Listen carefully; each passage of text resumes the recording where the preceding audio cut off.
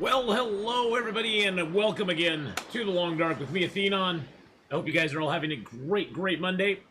You're going to sleep to watch a wonderful stream, such a wonderful end of the day of Monday. Well, Alpturum, I hope you get some good rest, and we'll bid you good dreams and sleep well tonight.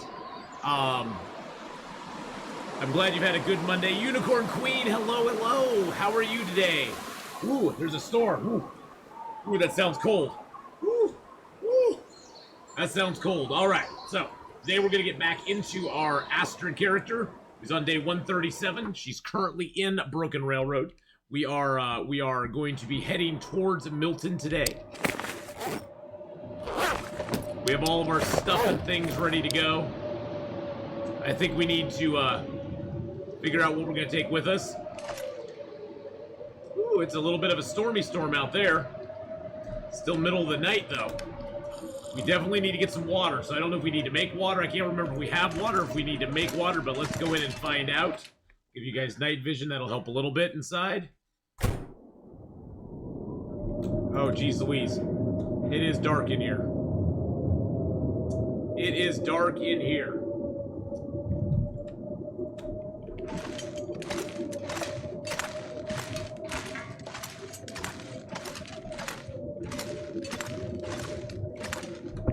There's our bed. There's some wood.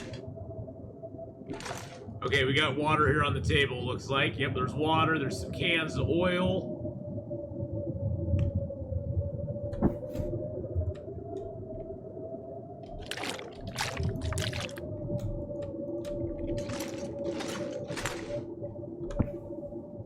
I guess we'll hunker down and let the night pass. Hey, hi loves, how you doing? Clicked on Athena and jumped over to Twitter to see if there was any scheduling news. Came back and the stream had started. Well, all of the schedule is here on the channel. You can find all the scheduling information here on the channel, but we'll go over it with you real quick. It's going to be a very easy week. Tonight we have Long Dark, followed by a little 7 Days to Die. Tomorrow we have Long Dark Stream Loots Edition, followed by a little 7 Days to Die. Wednesday we're going to do a late evening stream with some 7 Days to Die. Thursday is more Long Dark with this Astrid character as well as 7 days. Friday, let's see what. Now I'm getting way far into the future now. Now I'm getting way far into the future, so I have to go look at the schedule myself because I did it all today, but I'm still a little bit fuzzy on a couple things. Then Friday we got Long Dark with some more 7 days. Black Man with the 38 person raid, and Pate comes in with a little dance.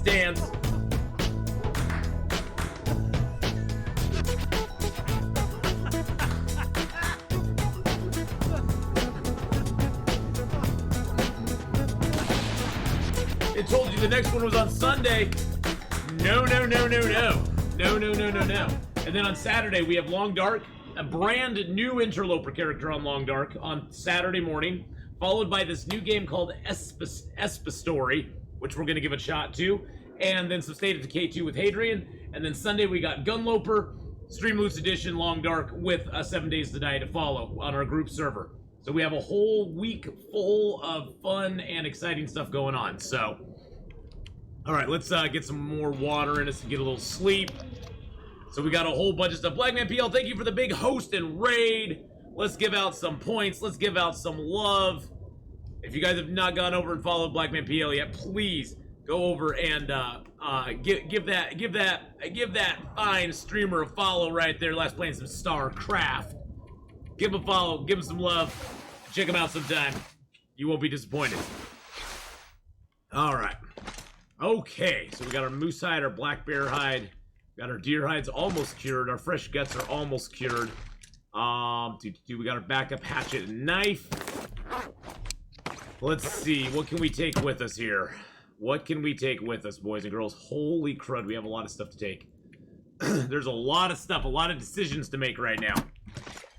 What are we up to on this run? Well, today we are heading from Broken Railroad over to Milton. And then we are going to be trolling around Milton all day long today, I have a feeling. What condition is that bedroll at? 74. Let's repair that bedroll real quick. That'll be our backup bedroll. But we're up to day 137, I think it was. Let's drop that, put it back up here. That's our backup. Let's fix that real quick. All right, we're gonna take some guts with us. Do I have a pry bar on me right now? I'm gonna need a pry bar. Okay, I don't have any pry bar on me. Gonna leave some of those here. Let's take the pry bar with us as well. Let's take a little bit of our cloth. You'll be lurking in the dark. All right, well, have a good lurk there, my friend. We'll take the rabbit hides with us. I got enough leather on me that I don't need any more. I got enough sewing kits now. Let's take all of our matches with us.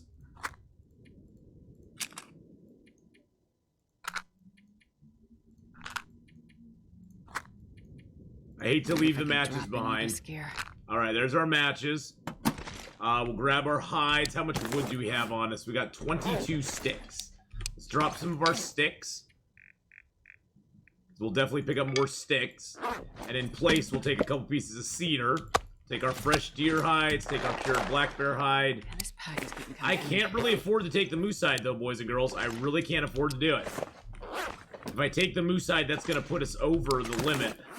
But how is our moose hide coat doing? 93%? Ugh. I hate repairing it at 93%. So we're just going to leave the moose hide here. Call it a day. How much water do we got on us? We got plenty of water. We got 19 cattails. We're gonna get more cattails when we go over there. Okay. I'm just gonna leave a lot of supplies here. We're gonna leave a lot of supplies. We got 33 arrows for our bow, so we're really stocked up on arrows right now. We have another 4 arrows we could craft.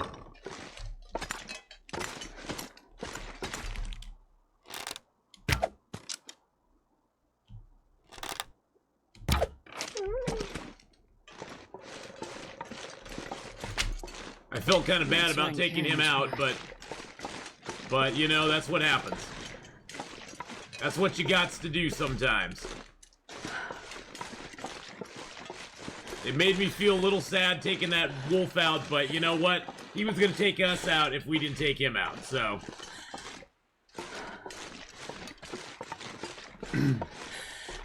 But so far we got cooking and carcass harvesting and archery to 5. I believe mending is almost a level 4. Mending is almost a level 4. Ice fishing's at level 2. Fire starting is into 4. So we got our skills up pretty good. We got pretty decent clothing on us. We got a wolf ahead of us now. He's gonna run for a minute, then he's gonna come back. He won't be scared for long.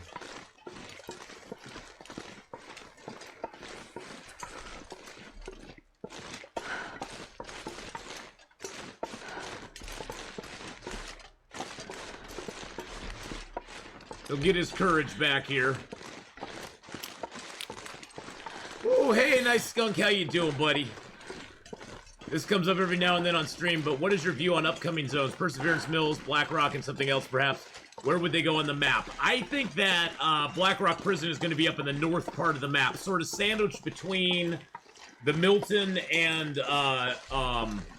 Pleasant Valley map is where I think that one is probably going to go. I don't know with Perseverance Mills. You know, I've been so wrong in the past that it makes me nervous to speculate where they're going to put the new zones. Because I never thought they'd put Bleak Inlet where they put Bleak Inlet at. I hate being cold, because I really do. So, it always... Hey, Earthy! I heard if you stand on a torch, a wolf won't attack you. That is true, yes. If you have a torch out, and you stand on that torch, you can aim a rock at the wolf or any other weapon, and he'll just run away. Unless it is an Aurora. If it's an Aurora, the wolves don't care about torches, don't care about fires, nothing. And also bears now, Earthy, are afraid of fire. Bears will come up to you, they'll stand there, but they won't attack you. As long as you're by the fire. Oh, jeez. No, no, no, no, no, no, no. Yeah, if you build a fire, the wolves will, the bears won't attack you by it. So for me, I think the new map is gonna go up in here somewhere. I think Perseverance Mills is gonna be in here, Black Rock Prison up in here, but that's just a guess. That's just a guess. And I'm probably 100% wrong. Like I said, I've been so wrong on so many other placements of where maps were gonna be. But that's my guess where the new maps are gonna be at. Everything is upside down. The world is chaos, Earthy. The world is chaos. But how you doing, Earthy? Haven't seen you in a while. Roddy, hello, hello. How are you doing? Those are my guesses, though. I loves. I think they're probably gonna put them up there. But we'll see. We'll see. Crystal, how you doing? Hello, hello. Get your tankards out. Crystal is here. Ooh, there's a deer up here. We could get some easy food.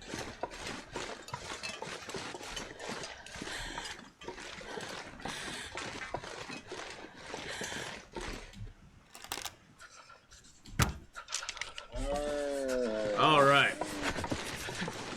We got some food. Hey, Ceci, hello. How are you doing? This will give us a chance to get warmed up.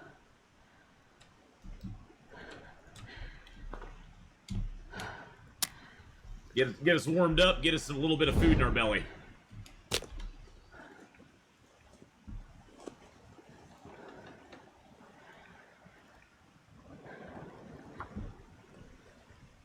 Krytol. Oh, Krytol. I'm so sorry. I put the S in there. It's Krytol. One little fire. I am so sorry. I am so sorry. Tristan, how you doing? You love 7 Days to Die? Well, we'll be playing some 7 Days to Die in a little bit tonight. Well, the arrows, I had a choice to make. I could have either taken the arrows in the form they were given to me. I could have taken the arrows and taken them in the form of shafts and arrowheads and feathers. I wonder if I can. Or I could just have grabbed all my feathers. I made all the arrows I could and took those instead. And they weigh a little bit less per arrow when you just make the arrows outright. So I decided, you know what? I'm just gonna make the arrows outright and have it weigh a little bit less for me.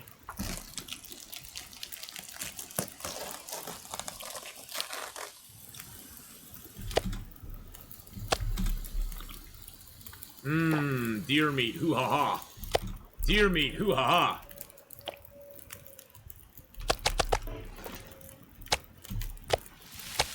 But it's just because I'm doing a major move right now, and I didn't want to leave him behind.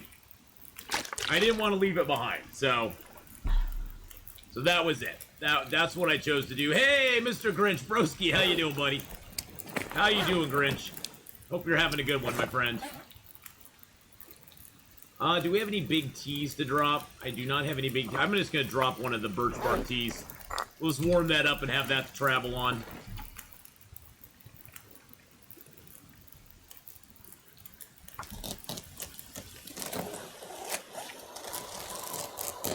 Man, this pack is getting kind of heavy. Well, well, well. That sucks. Now we're going to be carrying raw meat with us. I don't know about that. That's going to be a dangerous move. I mean, we got meat on us anyway, but now we have raw meat that we're carrying too, giving us 3 stank lines. 3 stank lines. Really enjoying your vids. Oh, thank you, Grinch. I appreciate that. Well, Ceci, I hope you're having a great day too. I hope you all are having a great day. Krytol. I'll try not to get your name wrong again. Krytol, so glad to see you here today. Hey, Chocolate Teapot, hello, hello, welcome in. Triple the stank, I know we got triple the stank. A big old storm came up, though, which is not good. Yes, 32 arrows, Pate. I had a choice to make leaving Broken Railroad to either bring the raw materials with me or just craft the arrows up and bring them along with me that way. And crafted arrows weigh slightly less than the components that you need to make them. So I was like, you know what? Let's just bring the components. Let's just bring the arrows instead. Because the arrows give us protection as well. The components don't give us much protection until we craft them up, so... You're better now that you're here? Oh, that's good. Well, I'm glad you're here, Ceci. Sure getting cold. It is getting a little chilly. But now we aren't walking into the wind, so that's always a good thing. What's our weight right now? 52. Okay, we can pick up a few more sticks as we go. Don't really have any fuel, so we can't really build a fire at this point.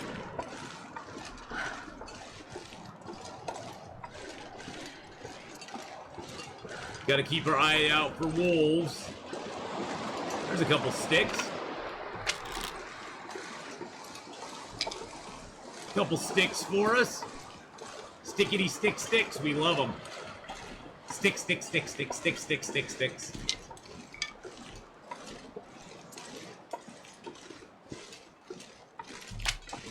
And we're cold again. And we're really cold again. If I don't warm up soon. I know, you'll die if you don't warm up soon. No, you got a lot of health left, my dear. You will be just fine. Just fine.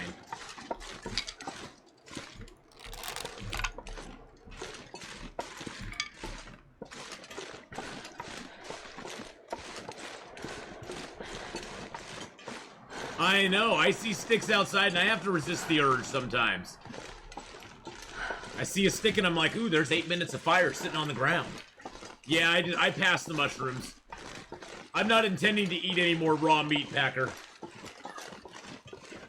The raw meat eating days are done. They are behind me at this point, so.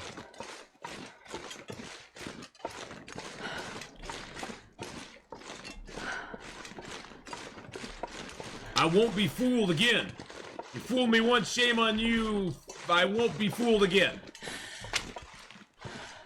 How many sticks total have I collected? Oh, probably thousands. Tens of thousands. Probably tens of thousands of sticks I've collected in this game.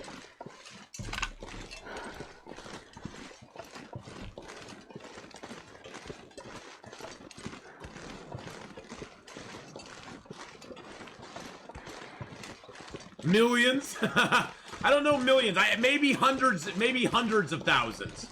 I don't know about millions, but at least 100,000 or so, easily. Billions.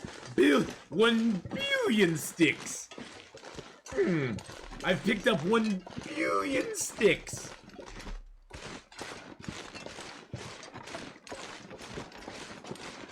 Well, hello, Mr. Deer. Wow, hello. Hello. Has Sticks picked up a stat? It is not. It is not picked up a stat, Chris. I wish it did. I wish there was an actual counter in-game. They keep track of how many freaking can openers you find in a game. I wish there was a counter in-game that kept track of how many sticks you picked up in a run. I think that would be awesome.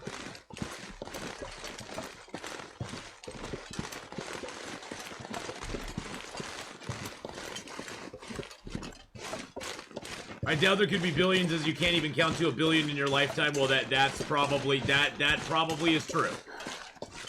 What's the goal today? Well, we want to get to Milton. We want to get to the farmhouse in Milton, of course. That's our first goal. But our short-term goal is to get into Milton, get into the Milton Basin, set up camp in our secret tree, secret cave, and then from Secret Tree, go up into Milton. I want to explore all of Milton, including going up to the crash site and getting our stim up there. You know, doing all the normal stuff in Milton that we need to do. Set up to go into Hush River Valley. Get a sort of temporary camp set up there at the trailer. And then go to Hush River Valley at some point. I don't know if it's going to be today though, because there's a lot to do in Hush River. There's a lot to do in Milton. The Milton Basin alone, we're probably going to spend 2 or 3 days in minimum. Because I'm hoping we see the moose there, but I don't know. So I'm cold and wanting sticks too. I know. Hey, Lily, how you doing? How's it going today? But yeah, that's our short-term goal is to get into Milton, which is what we're going to do here soon. And then today we're pretty much going to spend the time in, we're going to spend the time just exploring Milton, going to the gas station, going to the farmhouse and the grandmother's house and the plane crash, and going and getting the bear and trying to hunt the moose. So we got a lot on tap for setting up our base in Milton. So there's a lot to do. A lot to do and a lot to see. And that's not barring if we see the moose up here on Marsh Ridge, we might try to take that moose too. The moose was not up on Marsh Ridge when we came through here last time. So we came through here and grabbed some coal on our last adventure up here, and the moose was not up. So, I don't know. I don't know if the moose is spawning up here. There's 3 spawn points for the moose in this zone. One is up on Marsh Ridge, one is over by the exit to Mystery Lake, and the other one's over by the exit to Bleak Inlet. So there's 3 possible places the moose could be, and we didn't see him up here on the first run through, but that doesn't mean a lot because the moose can sometimes be up, sometimes not be up. So you never know if the moose is actually in an area, especially here in Forlorn Muskeg. The moose doesn't really leave marks up here on Marsh Ridge, so we'd have no idea if he was up or not, unless he actually showed up for us. So I'm doing actually really good today, Lily. I'm having a good day. I'm having actually a reasonably fair day today.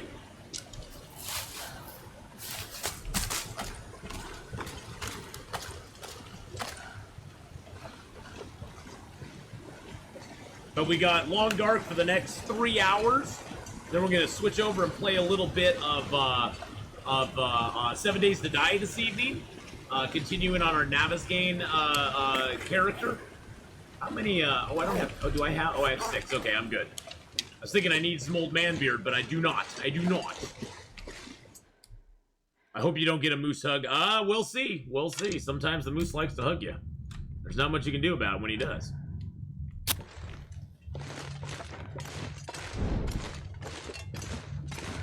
I need to find a place to rest. Yes, we do.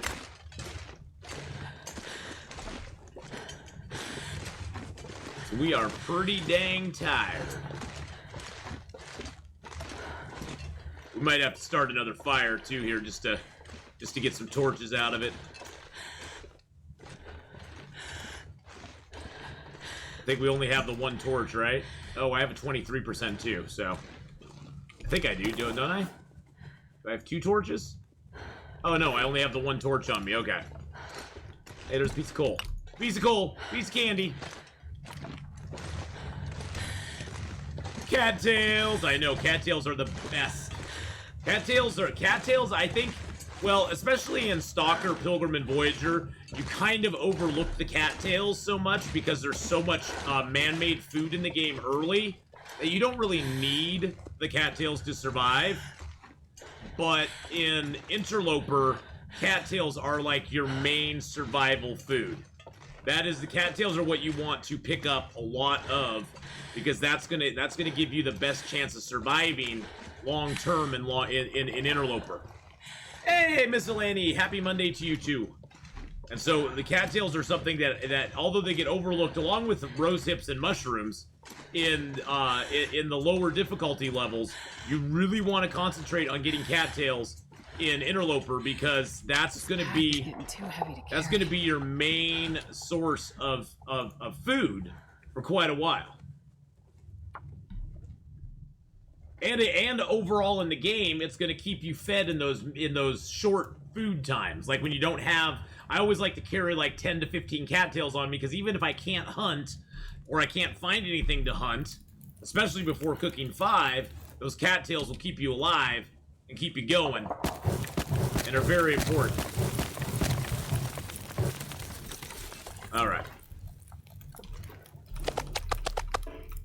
Drop all that stuff. Let's drop these hides that are not cured yet.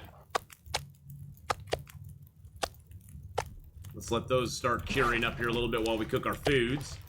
A little fresh deer meat for us there. Good. All right, let's grab a couple of torches here. Oh, that's a good torch. I like that one. That's a good enough torch right there. I don't even need to take another one. Let's break this branch down. I usually don't break branches down, but in here it's like, why not? It's just extra 3 sticks. They're easy to get. Still got 15 minutes on that. Break one more branch down. They're free sticks. And then we'll just break that one down with the hatchet. Takes a little less time. Our food will be cooked. Yep, food's cooked. Food's cooked! I'm not sure I can carry much more. Okay, that's gamey still. Okay, that's still going. Let's grab another stick over here. Check out and see if we got any coal laying around. Oh, there's a piece of coal.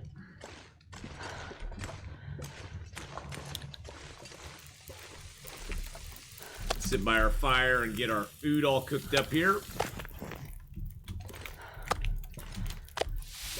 Might as well make a little water while we're here too. I got excited because it was Star Wars. Yeah, it was Star Wars. So you know what are you gonna do? I just need to close my eyes. All right.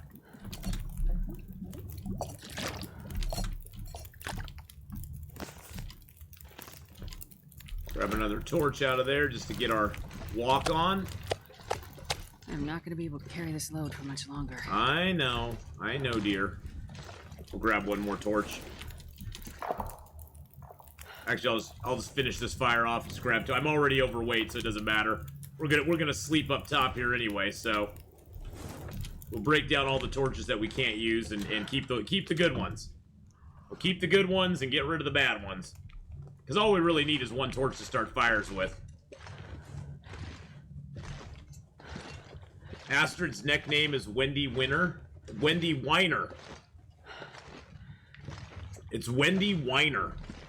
She is a little bit of a whiner sometimes, but she's a good gal. She's got a good heart. She's got a good heart right where it counts. You know, we don't look down on her for whining a little bit. Wendy Weiner. No, there's no E in there. It's Wendy Weiner. At first when I looked at that, Lily, I did see Wendy Weiner. I was like, well, she is kind of a weenie sometimes. She whines like a weenie sometimes. She always says she's gonna die, but then she doesn't die, so.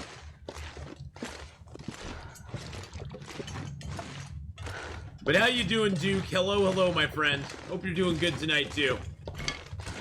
Welcome to the stream, everybody. Roddy with the 6-month free Subaru.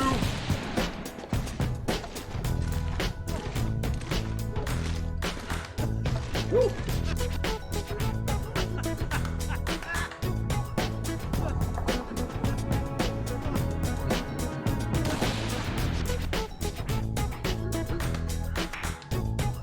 Thank you, Roddy, for that 6 months. And welcome into the dance club, my friend. Welcome into the dance club, my friend. Hope you're having a good one, Roddy, and things are going well for you. Thank you for the 6 months of love and support. I really, truly, from the bottom of my heart, appreciate that very, very, very much. And I hope you're having a fabulous, fabulous day. Okay, we put that out. Oh, we already have some stuff curing here. Look at that. We already got... Oh, wow. We got deer hides and everything curing here. We got guts cured here. We got rabbit hides, deer hides, the whole 9 yards. Okay. That's cured. That's cured. And that's cured. Okay, those are all cured.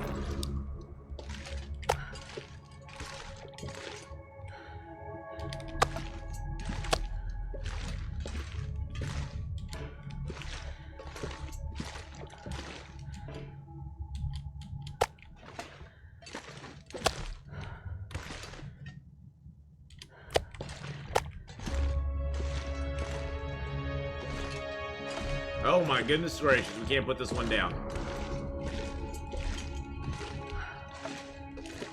Guess just gonna have to sit up here on the snowbank.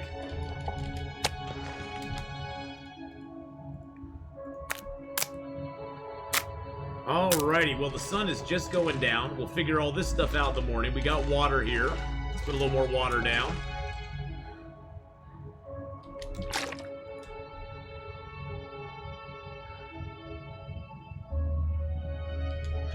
I can barely walk with this much gear. A lot of that is the oh geez, that water's just not gonna sit there, is it? A lot of that is the meat that we have on us right now. Let's go drop our meat off out here. Oh, we got meat out here already.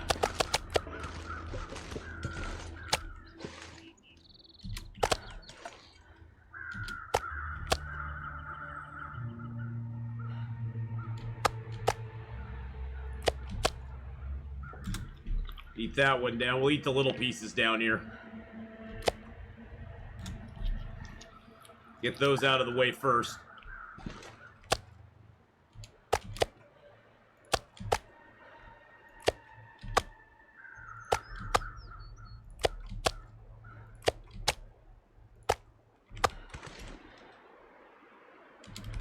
There we go. Now we got the kilos going down there. Alrighty. Nice, nice.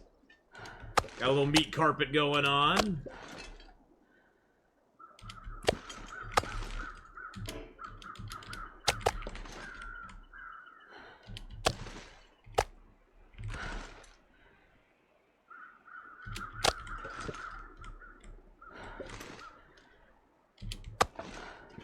I don't see the moose over there, but he could be hiding, so...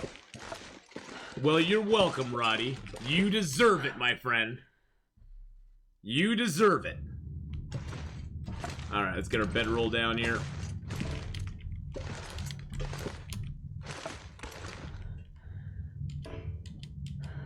There we go. Actually, what conditions are bedroll? We'll repair our bedroll in the morning. Alright, so... Let's drink our water.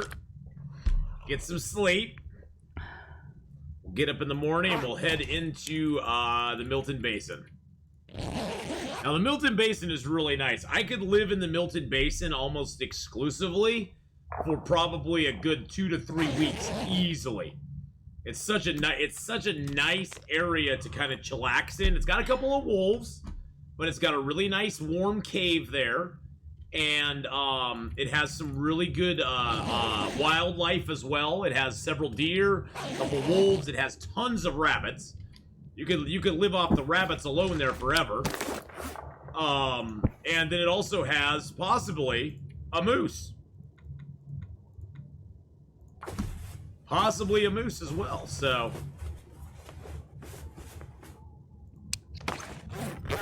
all right, cured. Cured.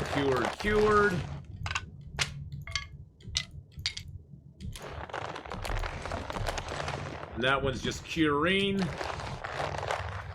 Actually, I have a lot of guts on me, don't I? I got 7 guts, 7, 8, 9. I have 9 guts on me right now. I'm just gonna leave. I'm gonna leave this deer hide and the guts here to cure.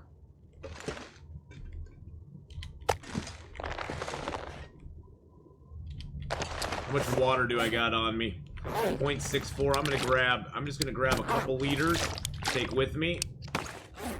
We got cattails. I'm gonna eat a little bit of meat tomorrow. I'm gonna eat a little bit of meat when we get out here. Then we're gonna leave the rest of this meat here as well.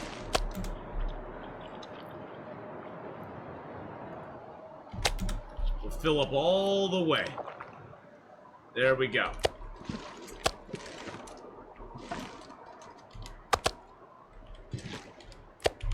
We're all filled up. Let's get some liquid in us.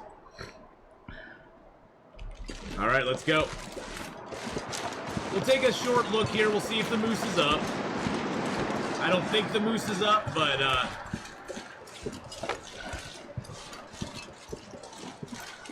no, I don't see a moose anywhere. No, I don't think the moose is spawning down here. That kind of sucks. Oh well. It's not like we need the moose. It'd just be nice to get one for the meat more than anything.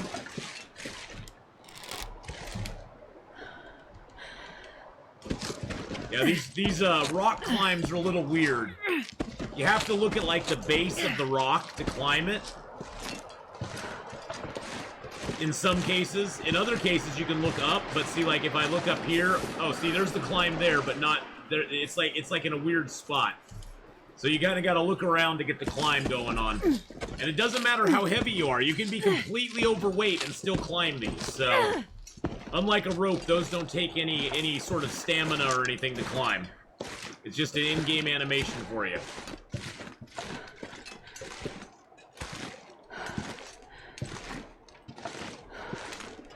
All right, on to Milton, boys and girls. On to Milton. Well, Mountain Town. And the Milton Basin.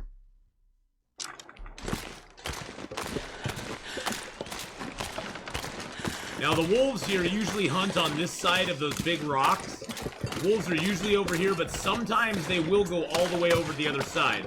There's usually rabbits here. There's usually rabbits way down that way by the broken down lodge, or the broken down house. And then there's usually rabbits beyond the cave that we're going to as well. Cold. So there's 3 spots you can get rabbits in, which is really nice. There's also mushrooms and old man beard and rose hips all around the outside. See, there's a wolf right there. I say we challenge him. Oh. Never mind. He didn't like that. Oh, so cold. But yeah, there's rose hips on this middle area too.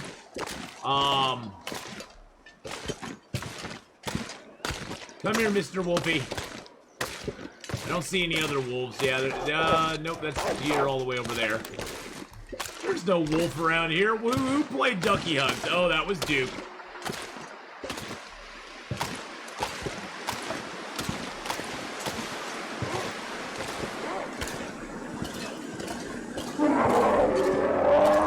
Thank you for the bear apocalypse, by the way.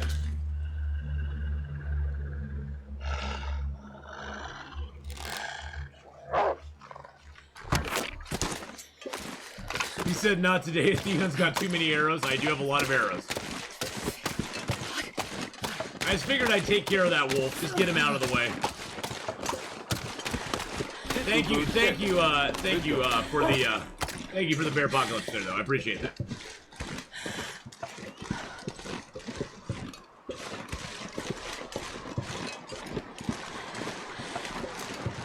I'm gonna see if I can chase these deer over towards the cave.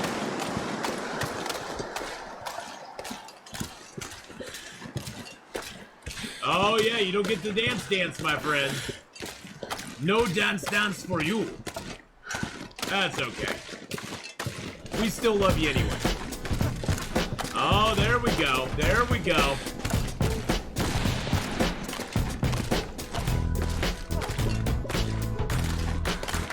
You got it for us. There you go. See, everybody helps out everybody.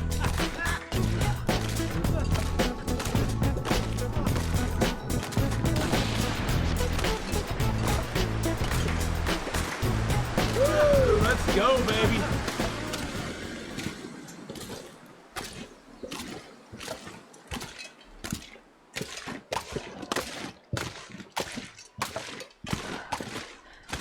Alright, let's see if we can hunt a couple deer here. Get a little food locked down in this zone.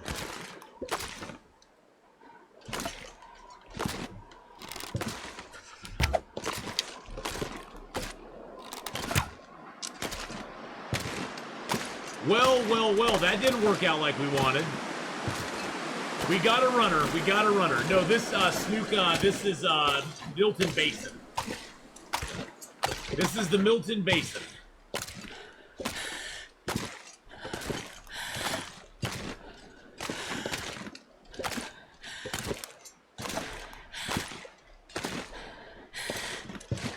Oh, I broke an arrow. Oh, look, we have moose sign. There's a moose sign right on that tree there, boys and girls. We have moose sign!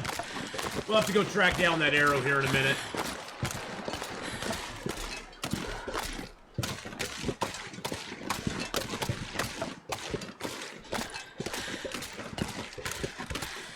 But yes, Snoop, this is the Milton Basin. Mountain Town is right up there. And the farmhouse and all that.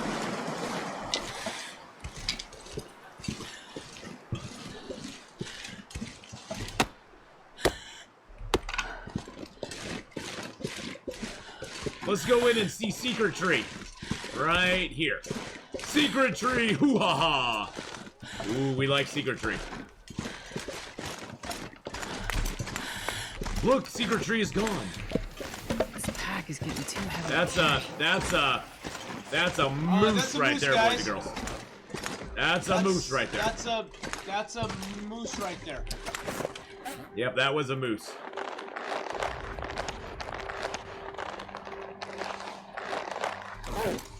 Drop all these hides in here.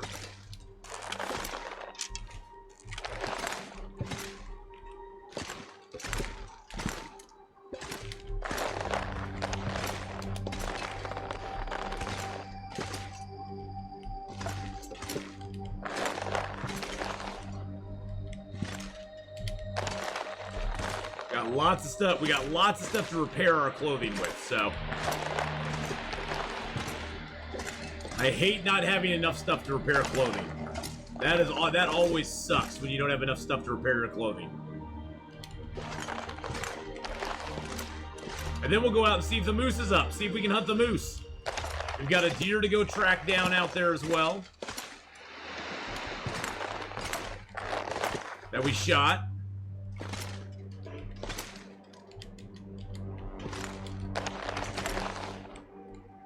A deer should be dying here pretty quick.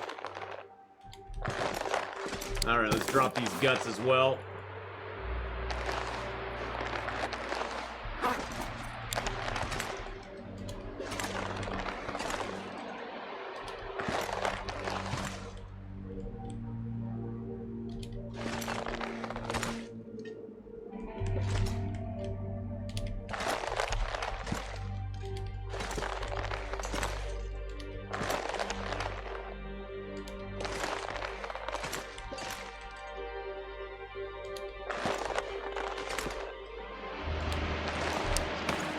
Drop this birch.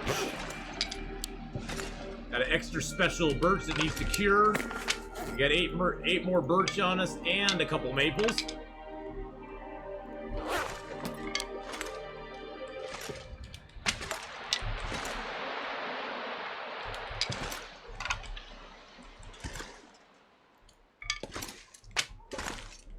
Think it's off by a millimeter? Oh, it may be. How you doing, Rhiny Beef? It may be, but I'm doing this in a hurry. I'm not really caring.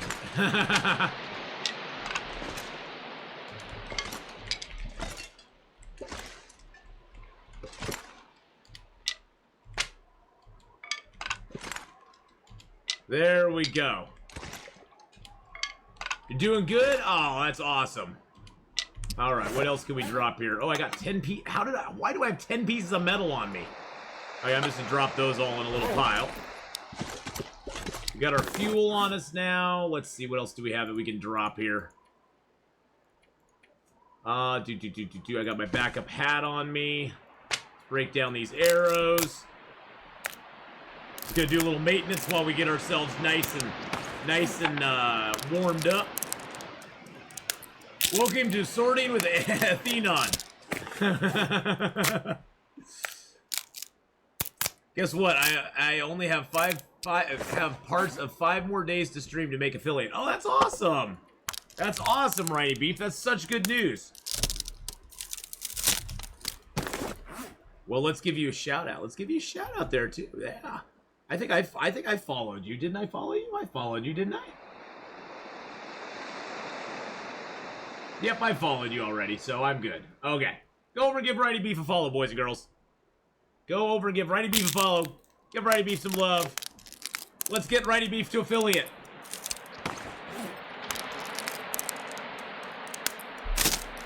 Oh, do I have 2 bows right now? I have 2 bows. I'm gonna drop this pry bar, and I'm gonna drop my backup bow at the moment.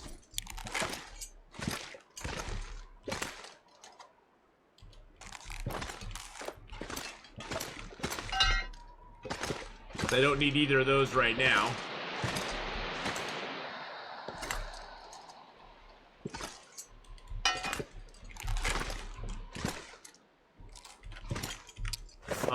Let's see. What else do we not need on us right at the moment? Everything else I'm good with. Okay. Let's go and see if we have a moose.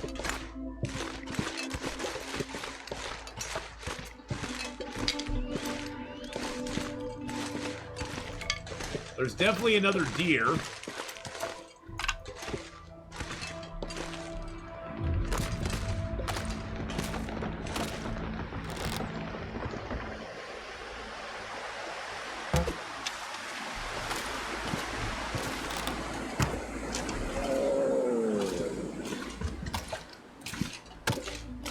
He undershot on that first shot. Wait, is that the moose? There's the moose! The moose is on the loose, boys and girls. Make sure that's loaded.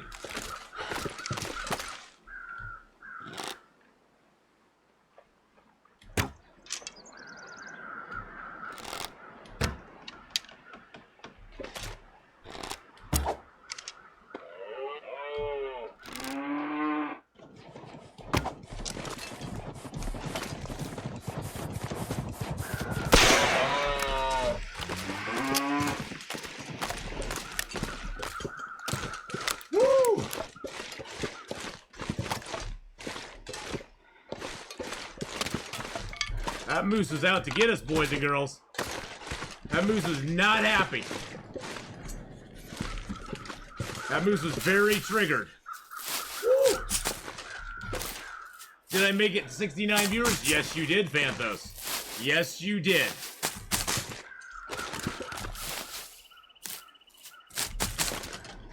Of course, Riny Beef. We are huge supporters of everybody in the community, so. Okay, Moosey boy, where'd you go? Where'd you go?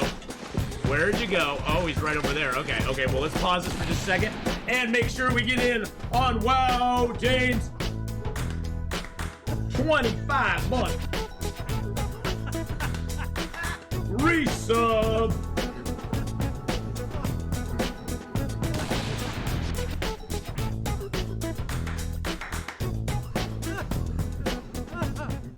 Thank you so much for that 25-month resub-a-roo. Just resubscribed for 25 months. Who came in just the right time. Lol, hello my sweeps. Ate heart, ate heart, ate heart, ate heart, ate bear high, ate bear high, ate bear high, ate bear high. There, that time he didn't see it. Well, thank you, Wildane. This moose is gonna be for you if I can ever get it to die. If I can ever get this moose is for you. He keeps running off, though.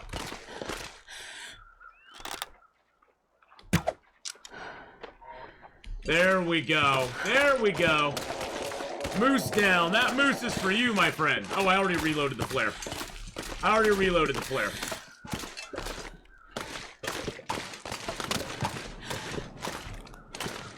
One, two. I know we hit him more than that. Must have 2 more arrows in there. How many arrows do I got on me right now? 28. Let's make a little fire here.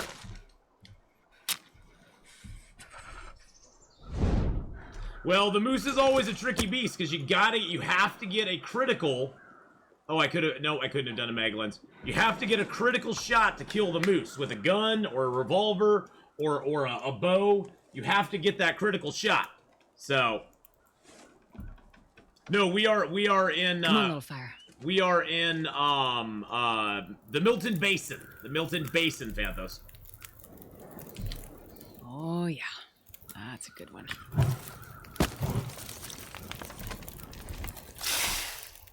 Alright, so we have 28 arrows. Okay, we got our other 2. Okay, we're good. We're good. That's it. That's what we started with. We're good to go. Alright, let's carcass harvest this guy. We're surviving, Green Intellectual. Yes, we are. Why, yes, we are, sir.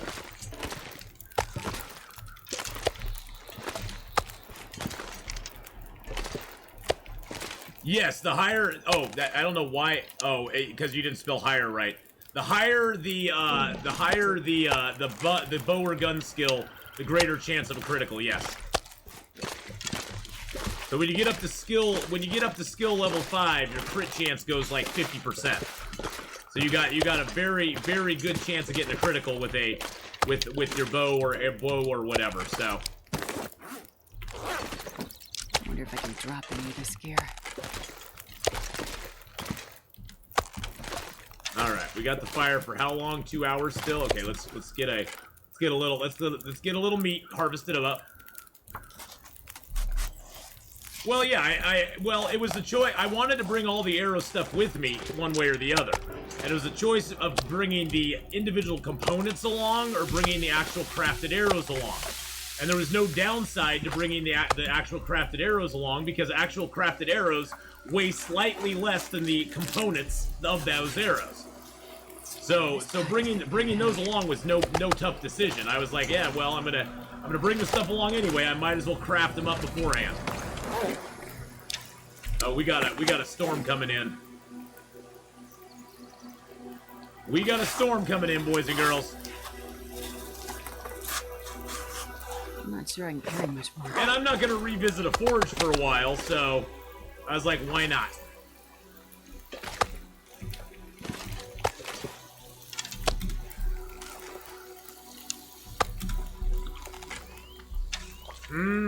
Good. Moose meat. It's what's for dinner. Moose meat is what's for dinner, boys and girls.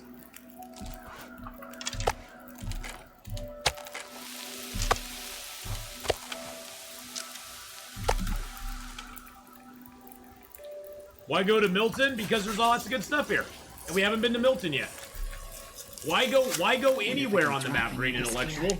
Because you haven't done it yet. That's why we're going to Milton. We haven't been there yet. We haven't been to Hush River Valley. We haven't been to Milton. There's stuff and things to do. And so we're going to go do it. It's part of the adventure. The Long Dark is all about the adventure. It's not about the destination. And if you haven't been somewhere, it's like, why do you climb Mount Everest? Because it's there. Because it's there, we gotta go conquer it. Is that the moose below Mountain Town? Yes, we got the moose down in the basin. So, it's not my favorite moose to get. It's not my favorite moose to get because getting all of the stuff up to Milton is a pain in the butt. But you know, it's like, yeah, whatever. We'll leave the hide and stuff down here to cure, and you know. Yeah, you know, if we need to repair something, we'll exit back through here. I wonder if I can drop any of this gear.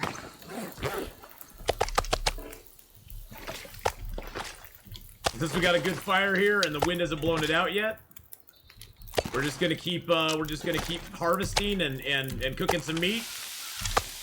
Yeah, oh, totally. It's a terrible spot for the meat. Don't get me wrong, I totally agree with you there. It's a terrible spot for the meat and the hide and stuff.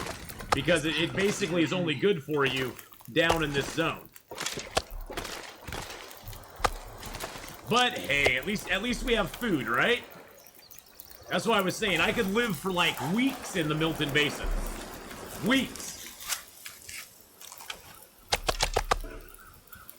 Man, I'll rest suit, I'm gonna faint.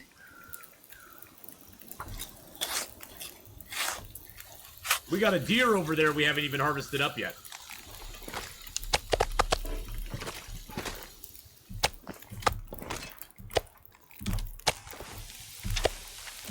Oh, we're gonna go get the deer. We're gonna go get the deer. I want the hide. Nothing gets wasted. It's just the moose takes priority when you get the moose. Alright, let's go back over here and dump off our stuff. I'm not sure I can carry much more. Oh, well, the cave's actually right in front of us over here. We got the cave coming up right in front of us. The car's back behind us. Yes, I always make at least one pair of deerskin pants if I can find, combat pants. If I have no luck and find no combat pants, which is pretty much unheard of in Interloper anymore, I will make two pairs of deerskin pants, but the deerskin pants you really only need one of, because you're probably gonna find combat pants either at the radio control hut in Pleasant Valley, or here in Milton up by the plane crash, or you'll definitely get them in Hush River Valley inside the little cache that you can find. So you have 3 chances of getting really high possibility of getting combat pants. Sometimes you find them in the Grey Mother's house too. Combat pants used to be a lot scarcer on Interloper, but they're not as scarce as they used to be. So I always do the deer skin on the outside, combat on the inside, and let it fly from there. Gotta watch for wolves right here. Let's go into Secret Tree. Secret Tree, hoo-ha-ha! Secret Tree, tell us your secrets. And we'll pop out of the wall. I hope they never change that. Feels like night is coming.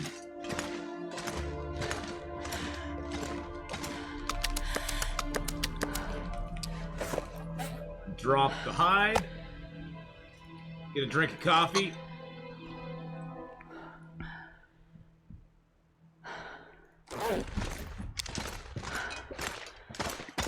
All right. Yeah, I've never found snow pants on Interloper. Probably just a glitch. Stuff is glitched in like that before. I found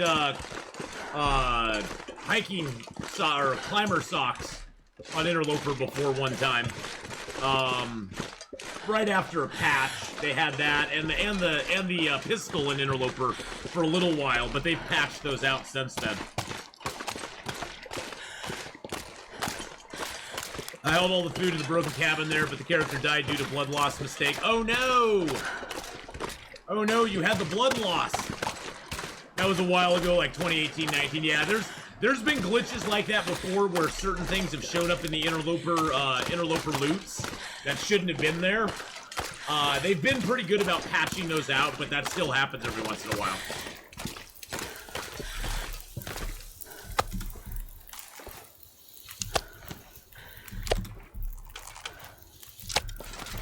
What's our weight? 43?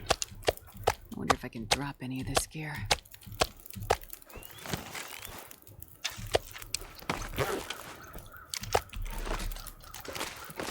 Let's go!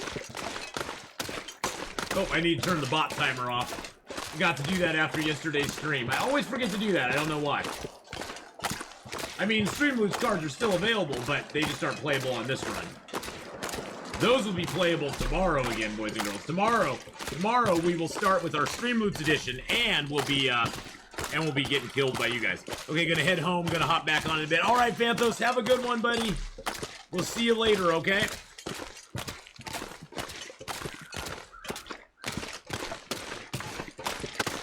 I'm just gonna gather the rest of the meat up tomorrow. And then we gotta go harvest that deer up too. We actually have 2 deer out here somewhere. I don't know where the other one is.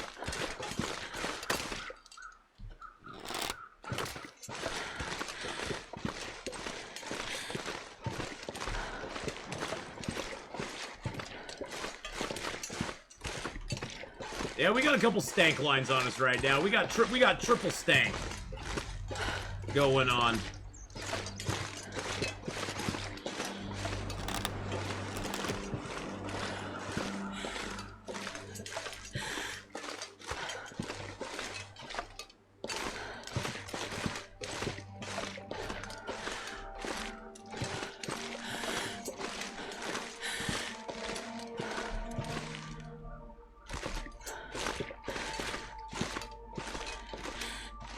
Take the shortcut.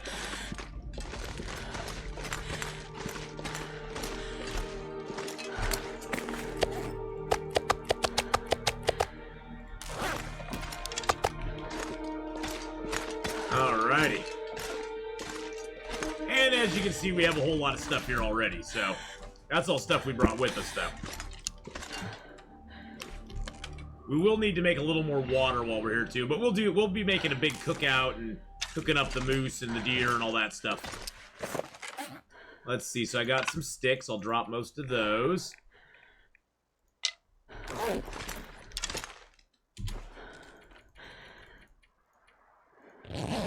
All right, let's get some rest. Woo!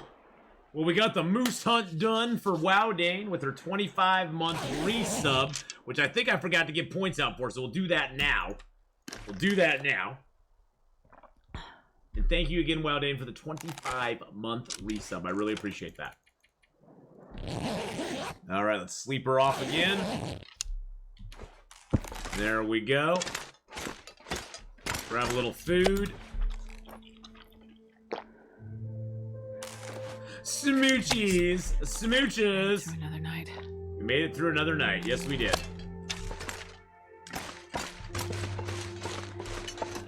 Ooh, what a sunrise. Let's go up and take a look at this sunrise, boys and girls. This is a beaut. This is one of the reasons I love the Long Dark so much. Look at that sunrise. Put away our bow. Look at that sunrise there. Isn't that just gorgeous?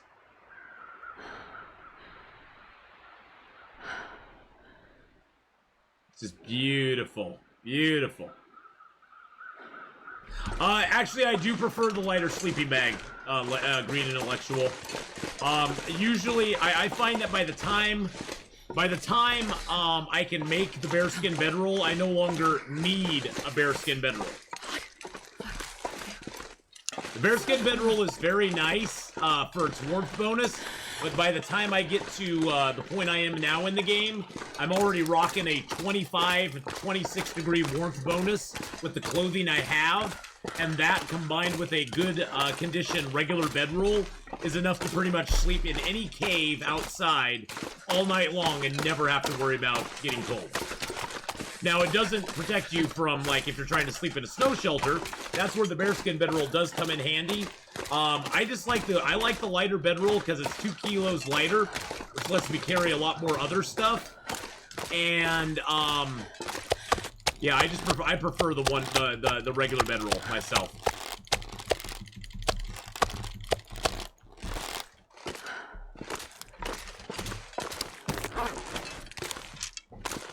I just prefer the lighter one. If I could get a bearskin bedroll early in the game, that'd be great. But usually at that point, I'm concentrating on the bearskin coat instead, and because that gives you that massive like 6 degree warmth bonus, which is huge. And that puts you over the top as far as what I call safe territory for being inside outdoor caves. So, once I get that, I usually don't worry about the bearskin bedroll anymore. Now, late in the game, when I got bearskins all over the place, I'm like, you know what? I'm gonna make a bearskin bedroll. Because why not? The thing I don't like with the bearskin bedroll is it wears down very quickly. Because you gotta remember, every time you sleep in it, whether it's for 10 hours or 1 hour, it takes a condition hit. You pass time in it, it takes a condition hit. So if you're making a bearskin bedroll, you probably want to have a lot of bearskins around to repair it up at some point, because it takes a lot of condition hits very quickly. And soon it's down to like 70, 60%, and for the weight, it's not even twice as warm as the regular bedroll, and it weighs 3 times as much as the regular bedroll. So that kind of puts me off of it a little bit.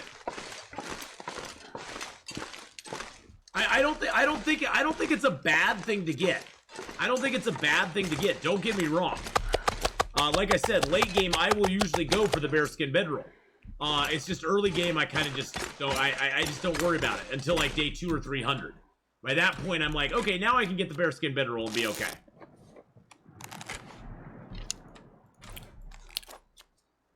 It's really cold out there today.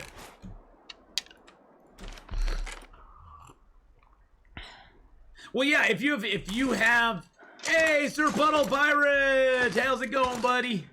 How you doing, my friend? How's the kiddo? Let's give Sir Puddle Pirate a shout out there, fellow streamer in the community as well. Let's play some Tomb Raider. Raiding the tombs. Raiding up the tombs. But yeah, late, you know, if you have lots of hides, I don't discourage people from getting the bearskin bedroll. Don't get me wrong. I would never discourage people from getting it. There's our other deer up there. That deer has an arrow for us. We're gonna go take care of that one first because we killed that one before we killed that other deer behind us. But yeah, I mean, I don't discourage anybody ever from playing this game how they want to play it.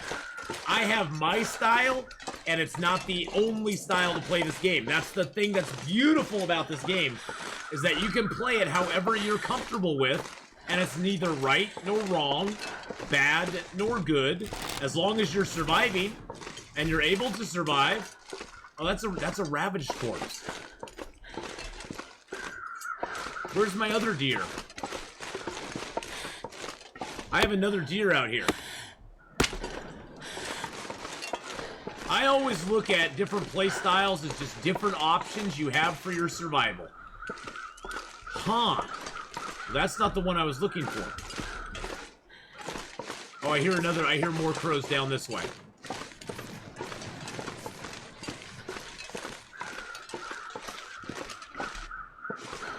Did that deer really run all the way over here to die?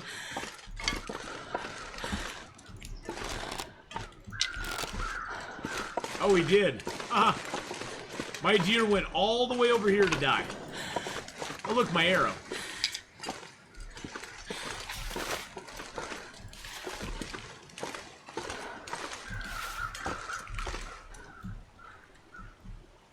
Let's see if we can make a Maglin's fire. I doubt it, but we'll see. Hey, look, that's why you always check. 95% chance Maglin's fire. Nice. Nice, nice, nice. The deer planted his head in the snow. I died and couldn't survive not once playing this. I need cheat codes. Oh, you don't need cheat codes, Sir Puddle Pirate. You just need lots of practice. This is definitely not a game you can just, like, pick up and master in a day. It takes a long time to, like, really get the minutiae of this game. The basics of this game are very simple. The more advanced aspects of this game are really tough. Okay, can I target the deer? Wow, that was weird. We're gonna quarter him up. There we go. I'll drop these guts here. There's a lot to keep track of in this game. This game is deceptively simple. This game is deceptively simple in its premise and its execution. But where it gets very difficult is when you're actually trying to survive for a long period of time. And the mistakes start to add up very quickly. When you make one mistake, it seems to snowball into another mistake, and then another mistake, and by the time you're like figuring out what you did wrong, you're dead. and that's the thing. That's the beauty of this game, though. It's not like you just pick it up and go, oh, I've mastered the game now. And I like games like that. I like games that are easy to play, harder to master. That's what I look for in games a lot of times.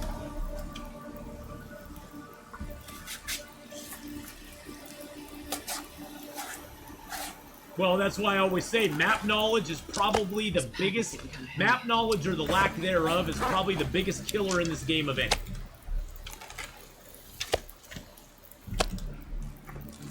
That will probably kill you quicker than anything else in this game. Is not knowing where you're at.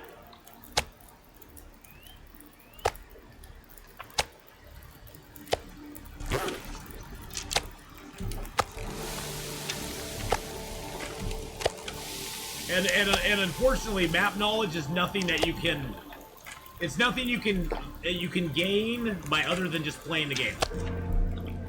And that's why I recommend a lot of new players, if you're gonna play on Pilgrim or Voyager until you kind of get the maps down, or at least half the maps, because there's so many now you can never master them all unless you've been playing it for a long amount of time. But you know, try to master as many of the maps as you can before you step up to that next difficulty level. And also, if you're intending to eventually play on Interloper, you want to sort of have a little bit of mastery over the bow. Because the bow is something that's going to kill you a lot as well. And then remembering that your best laid plan of what you're going to do is always going to get blown up by the weather, by encounters with animals, by so many random things that will just happen to you during the game that you have no control over whatsoever. I usually find that the best time to travel is late at night, or late in the evening, I should say. Travel as late in the evening as you possibly can, because you'll stand a better chance of staying warm in those times. Like right now, the sun is starting to go down and it's -2 out. So right now we have very calm conditions. The early part of the day is always the worst part of the day.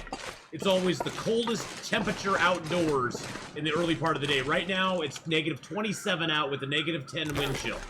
And we have an effective -2, which is awesome, because we're going to take advantage of that. What's our weight right now? 47? Oh yeah, we're taking advantage of this. We're going to find ourselves a couple limbs and chop them down. I'm going to come back for those later. I want to grab all these sticks, though. But yeah, the beginning of the day is always coldest. The evening is always the warmest. So if you plan your travel, and you plan your travel right, you can come out in the coolest part of the day and just kind of explore a little bit. You'll get warmed up. And then you can travel at the evening time and stay warm for more of the day. Drop all that stuff. Chop that down. See, we aren't even taking any... We're taking a... Oh, it actually got warm. It's actually +0 right now. How better 75-day temps on Interloper? Really, they're not much worse than day 50 temps. Around day 50 is when the game sort of bottoms out for your average temp. And your average temp most of the time during the day is going to be -30 to -40. Sometimes a little cooler, sometimes a little warmer, but around -30 to 40. That's why I'm not a big, like, double bearskin person, because even with double bearskins, you're still going to be cold on average if you're traveling in the day. It's never going to be really warm for you. So that's why I go with the moose hide, because I count my protection.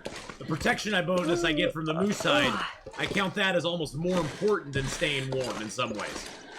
Because I've died more often to moose attacks and bear attacks and attacks from wolves than I have from actually being cold.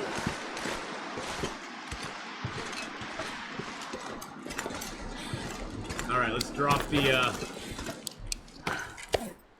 Getting a bit thirsty.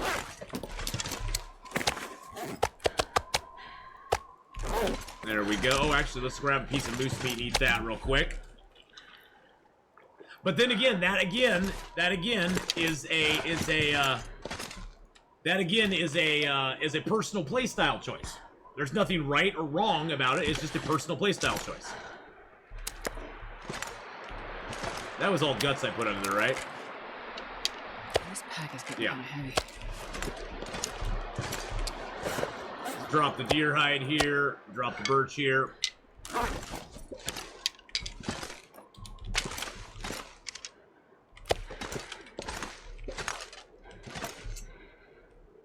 Which again, like I was saying, is the beauty of this game.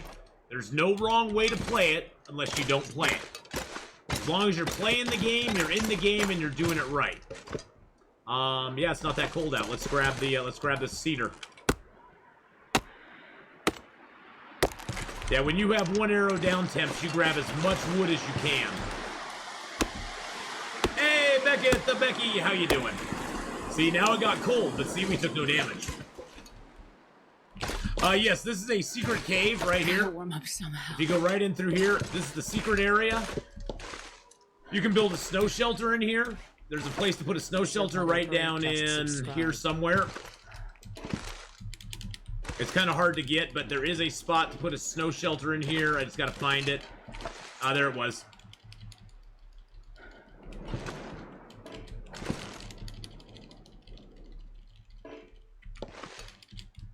Oh, it just clipped there. It just clipped. But you can't actually place a snow shelter in here. If you ever have your bedroll destroyed, this is a great place to put a snow shelter because you can build a fire in here as well. and the fire is completely protected from the wind. I don't believe you're protected from animals, though.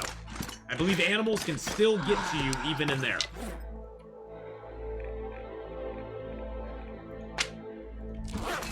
So the animals can get to you, so beware. Wow, we got 9 cedar out of that. That was awesome. Let's go deposit our tinder plugs over here.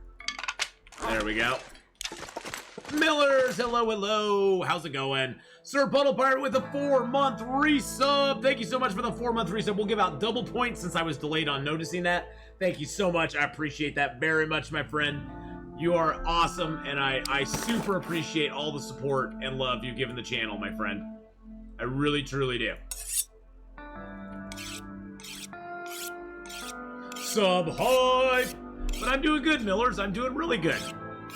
Frank Jones, the nerd! How you doing, Frank Jones? Hope you're having a good one, buddy. Let's go see if we can chop down one more limb. I wonder how cold it is out here. Yeah, it's only 1 arrow down. I don't know if there's any more limbs close. Oh, there's a limb right there. Nice. Get one more limb. The sun is setting. Yes, it is. It'll be a lot colder soon. It's going to, but it's not cold yet.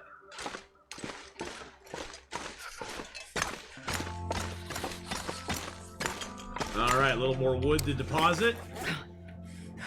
Yeah, see, we got so much cedar now. We're like styling with all the cedar we got. You're good too. Slept like crap yesterday, so you're taking it easy today. Oh, well, that's good. That's good. You gotta take it easy. You gotta take it easy on yourself.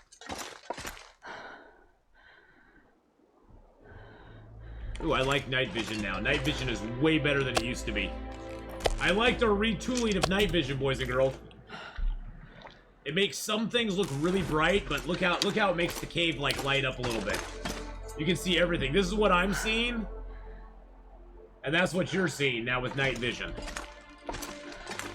See, you're seeing everything way clearer. I love it. I love it. It's working out. It's way better than I was hoping. So, I do need to make some water. Oh yeah, I hope you sleep good tonight. I hope you sleep good tonight as well. Well, we'll sleep, and then we're going to get up and make a big fire, get some water made, cook up some meats. We're going to make several fires. We're going to have an Ath barbecue tomorrow, boys and girls. I'm almost to the goal of being a streamer. Oh, nice, Becky. Oh, my goodness. Well, let's give Beckett the Becky a shout-out and make sure I've gone over and followed Becky the Beckett. There we go. I just gave you a follow there. There we go. We'll get you started. We'll get you started on your path. We'll get you started on the path there.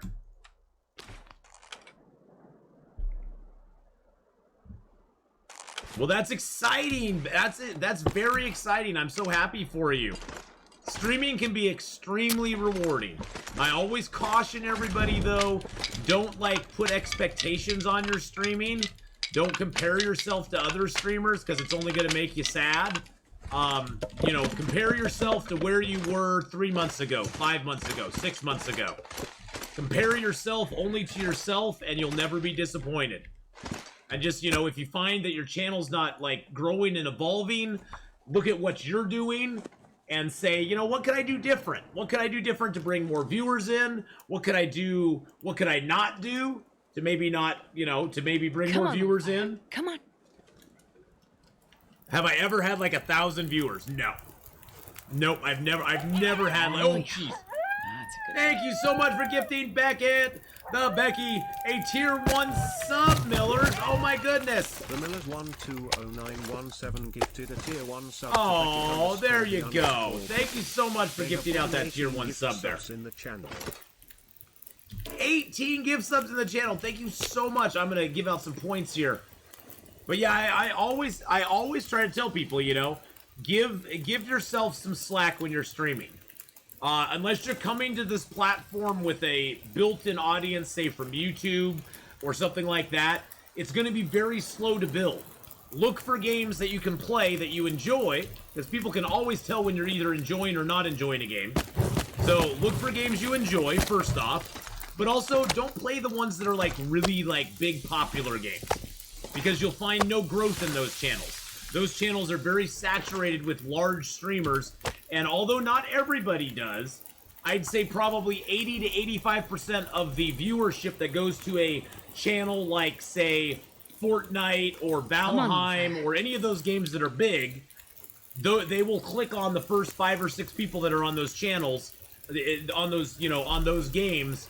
They will generally click on those. That's not everybody. I know there's people who look for smaller streamers, but then you're lost in a sea of smaller streamers as well. So that can be a danger in and of itself as well. So you kind of want to look for those channels that have quite a few people who follow it, but maybe, you know, it doesn't have as many people, like, actively streaming it at the moment. You need to watch Artisus. That man turns rage and hatred into money. Well, and that's the other thing, Black Man. You have to decide what your channel is going to be about. Are you going to be a shock and awe channel where you do lots of crazy stuff, you rage quit over things, you throw tantrums, and you draw in viewers that way? Or do you want a channel that, you know, a lot of people, you know, that has a lot of people that'll stick around and you can build a community around? And there's a lot of pros and cons to all of it. I mean, there's no, like with Long Dark, there's no right or wrong way. There's no right or wrong way to run your channel. You have to decide what you're comfortable with, though. Me personally, I couldn't keep up a facade of rage quitting over stuff all the time, so. And honestly, I find the shock and awe kind of channels, people are just waiting for you to do that, and I would just find that exhausting. Exhausting after a while. Yeah, you might enjoy an obscure game like The Long Dark. I mean, as big as The Long Dark is, it's kind of an obscure game. A lot of people, though, have heard of it. And a lot of people like it. So I found my home in The Long Dark, so. Her name is Helga. She's from Iceland. Do you know her? Do you have her Twitch channel, Millers? If you do, throw it up in chat so I can give her a follow. If you have a link to her channel, please feel free to throw it up in chat. The other thing to remember is that there's no point in trying to be in competition with other streamers. If people find you entertaining and want to watch you, they're going to watch you. If they don't, they're going to go watch somebody else. You're not trying to gain anybody else's viewers. That's why I never have a problem with promoting other streamers. Because you know what? If somebody finds another streamer more entertaining than me, God bless them, let them go watch them. You know, everybody needs to find that streamer that they connect with, or that they find entertaining, or that they like. And whatever I do is not going to stop that or change it. And so, you know, people will come and people will go into your stream, and building a community in your stream is very important and very cool, but you can't be in competition with other people. Oh, Helgadar! Oh yeah, I know Helgadar. Helgadar comes by the channel all the time. Oh my goodness. Oh, I know Helgadar, yeah. Oh yeah, Helgadar's in the channel all the time. And that's the cool thing too, is if you build a fun community, like I think we've built here with Long Dark, I love going into other people's streams and seeing our community members there. It gives me no greater joy than finding people hanging out and having fun, and enjoying other streams. So I think that's her. There we go. Go give Helgadar a follow. I'm going to make sure I'm following Helgadar right now. There we go. I made sure I followed Helgadar. She's got 188 followers. Go give her a follow, boys and girls, and give her some love. So I help promote Long Dark by hosting it after my streams. Well, Blackman PL, I appreciate that so much, my friend. I really, truly do. You are awesome and amazing, and I really appreciate all the support and love you give the channel. I really, really, truly do. Looks like I survived another night. Now we'll get all of our meat cooking times. Drop any of this gear. Oh, I need to get some water. I forgot I need to make water. Shooting shenanigans.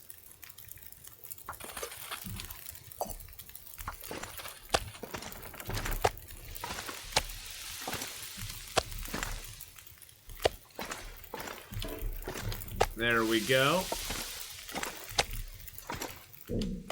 There we go. Let's get a little food in our belly. We'll be a little thirsty.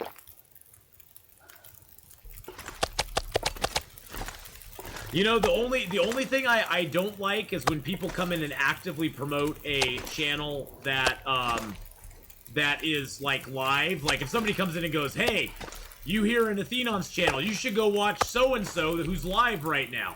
That is that's just bad form. That's just bad form. I have never gone into a channel and gone, "Hey, I'm Atheenon. How y'all doing? You should come come and follow my channel and watch me." You know, that's just poor etiquette. That's just poor etiquette. So you don't ever want to do that. But actively promoting other people, you know, I don't ever mind doing that. I mean, because I love giving other people support, especially if they're just starting out and they're trying to get their feet underneath them. Because you know what, I've been there. I know what it's like to have 3-4 viewers a stream for months and months and months, and as a new streamer, you have to be good with that for months and months and months. And Boots Dota with a 23-month resub.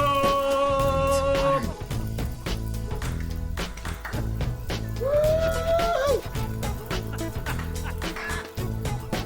Thank you, Bootsy, for the 23-month resub. Oxford Splice aggressively self-promotes, although she does not stream. Just resubscribed for 23. Thank you, Boots, for the 23. Your stream less than 3. Oh, well, it's great to see you in the stream. Oh, Millers, you can go back and watch some of my early YouTube videos. I had single-digit viewers for a long time, and that's the thing I always have to remind myself of. Is, you know what? I was there. And the other streamers are there who are just starting out, and there's nothing wrong with that, because I came to Twitch with no prior anything, social media, nothing, and everything, you know, in the last 5 years that I've done has slowly built up the channel, and I'm very happy with where the channel is, but I don't take it for granted.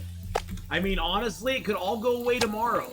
It really could. I don't think it will, but it really could. I mean, you know, you can never base your success on anything other than just being happy with what you're doing. I mean, I love streaming. I still love streaming. I feel I'm going to stream for years and years to come, and that's all you can do.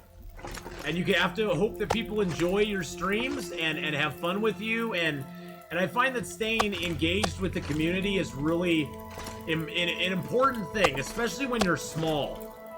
Especially when you're small, you want to make sure when you're small, you really talk it up with chat a lot. Talking with chat a lot when you're small is gonna serve you well when you get bigger. What made me become a streamer? Nothing really made me become a streamer other than I had watched.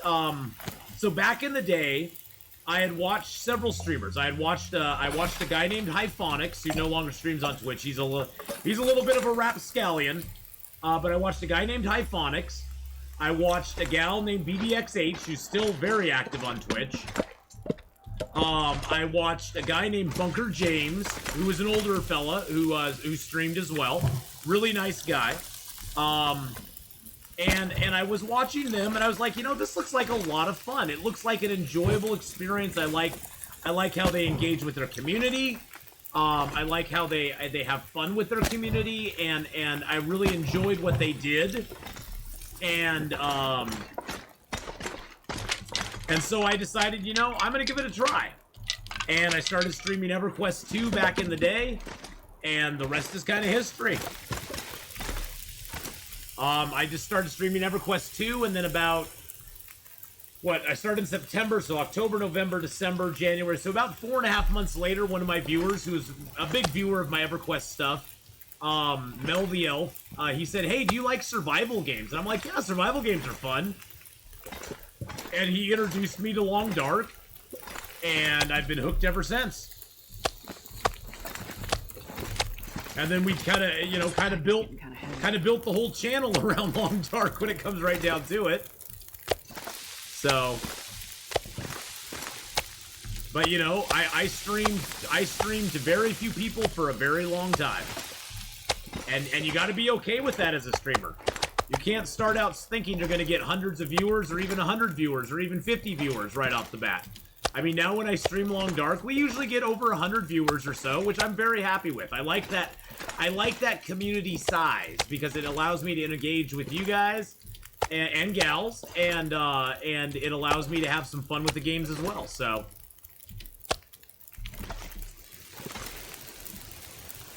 you can't wait till I'm an actual old man. That's gonna be so fun. I am an actual old man. I'm turning 51 this year, in like 3 weeks. I'm turning 51. I am an old man. I'm way over the hill. I'm rolling down the other side, Millers.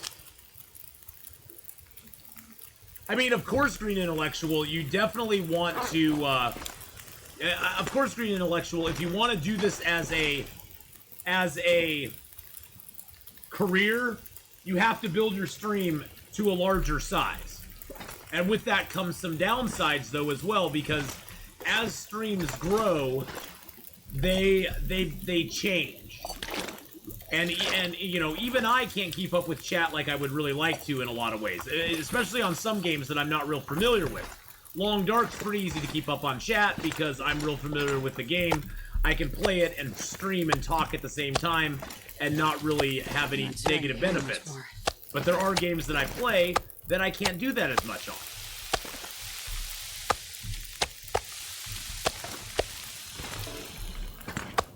Oops.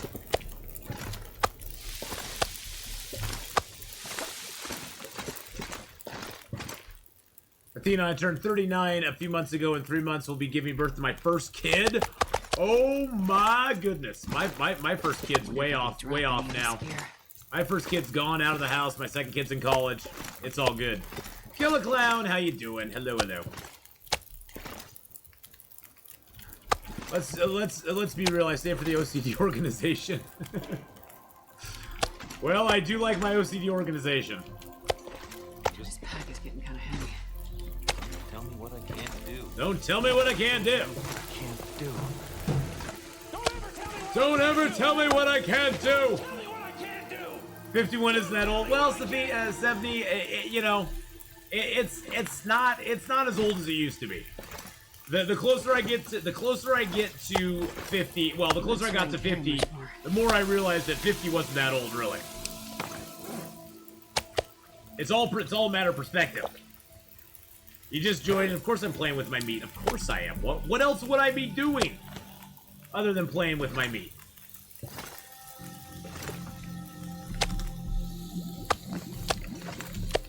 wonder if I can drop any of this gear. That's what I always do every game, Tweaky. You know it.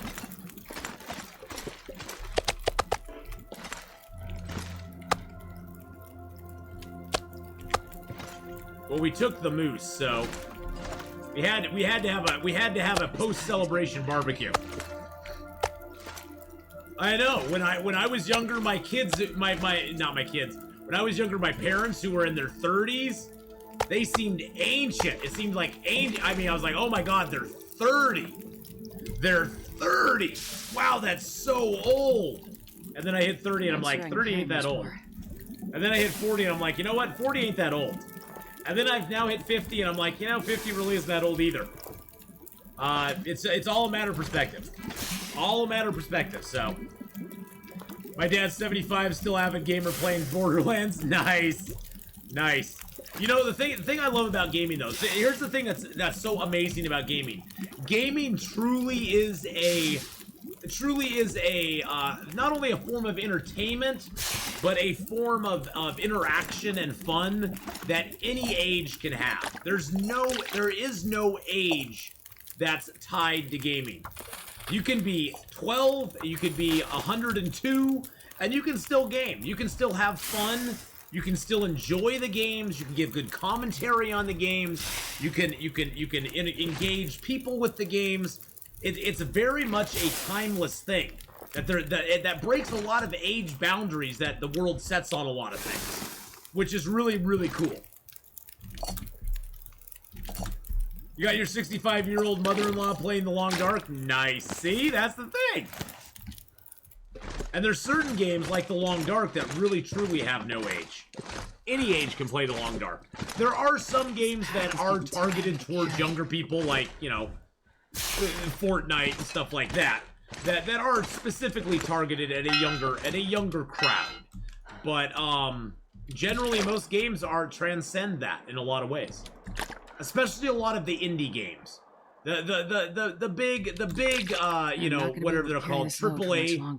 The big AAA games, they generally push those on kids. I mean, that's sort of their core audience. But a lot of the indie games, the indie games, I think, in a lot of ways, they're sort of like independent comic books in a way that they try to reach a broader audience, and they're more accessible to a lot of other people as well. All right. Well, that was a very successful. We still have a deer. We still have a deer out there. Oh my God, we still have a deer out there. Oh, geez Louise. Let's break down all these torches here.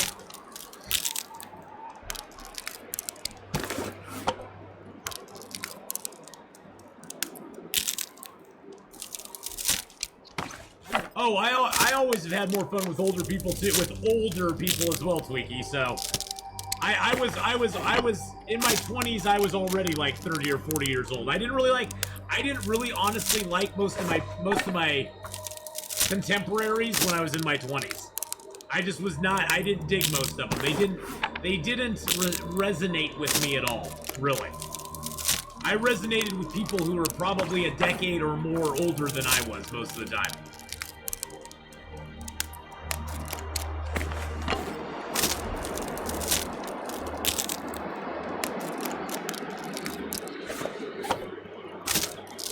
We're just recovering sticks. I built the fire up too much, so we're just recovering our sticks now from our torches.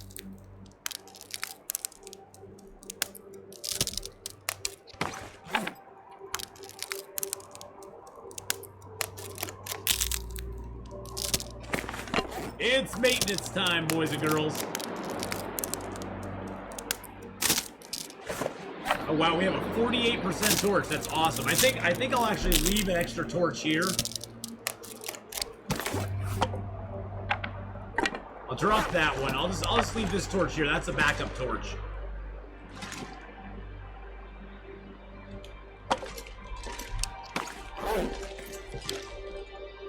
Let's drop a little of our fuel out here.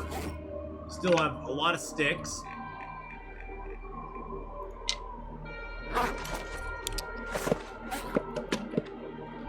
There we go. Other than the moose-hide cloak, you got the moose-hide cloak and the moose-hide satchel, and then the moose-hide can be used to repair your moose-hide cloak. Games are for fun. What about crushing opponents? Well, you can do that too. You can do that as well. You can crush your enemies if you want to.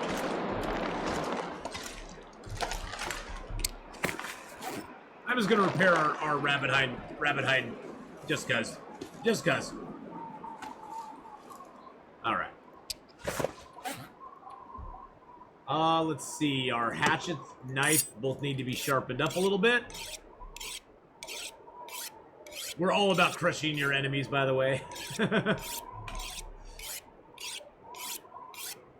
Well, I try not to have any enemies. I find in this life is too short to make a lot of enemies. To have a lot of enemies. Because why?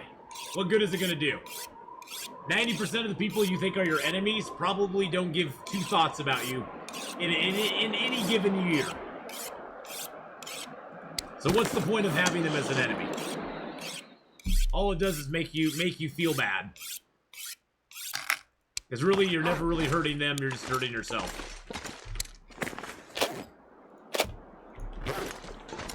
Pizza Paws! You're here but lurking. Okay, nice. And yeah, and it's just, you know, I definitely believe, Boots, that you kind of give out the energy, you retract the energy that you give out. And if you're giving out a lot of negative energy, you're probably going to attract a lot of negative energy. And I don't want to be a negative energy attractor. I spent a lot of my life being a negative energy attractor, and it's not very fun. It's not very fun at all.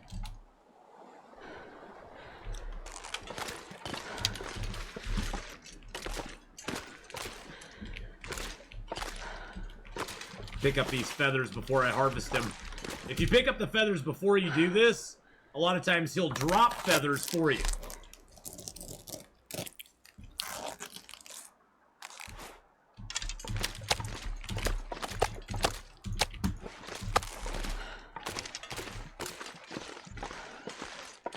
Oh yeah, we all did it. Yeah, nice legs. Nice legs on that deer there. Woo! Give that deer a little whistle. This much gear. You gotta make the deer feel good about himself. Give him a little whistle. Go. Nice legs, deer. Make the deer feel pretty. Deer don't feel pretty very often. You're on your Xbox now. Nice. But if you attract negative energy, that means you have to be positive. Or maybe that's just negative. That's just magnets. Magnets. Yeah, that's just magnets. That's just magnets. You harvested one of the found carcasses, didn't get feathers before, but found 7 feathers afterwards. Wow.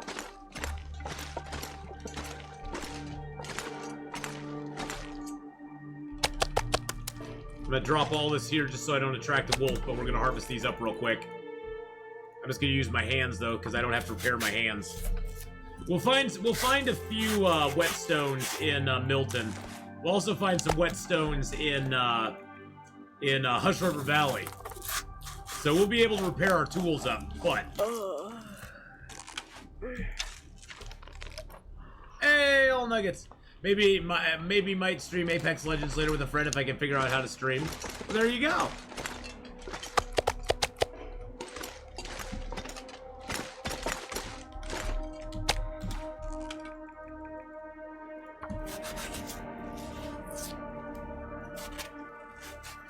Alright, there we go.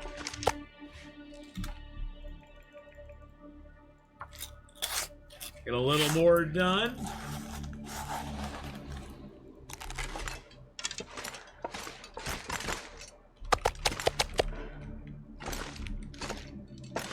It's getting dark out here.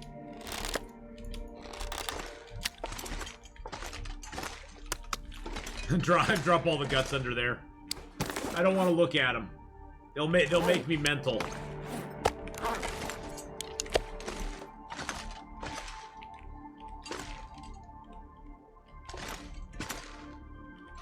Really? Seriously?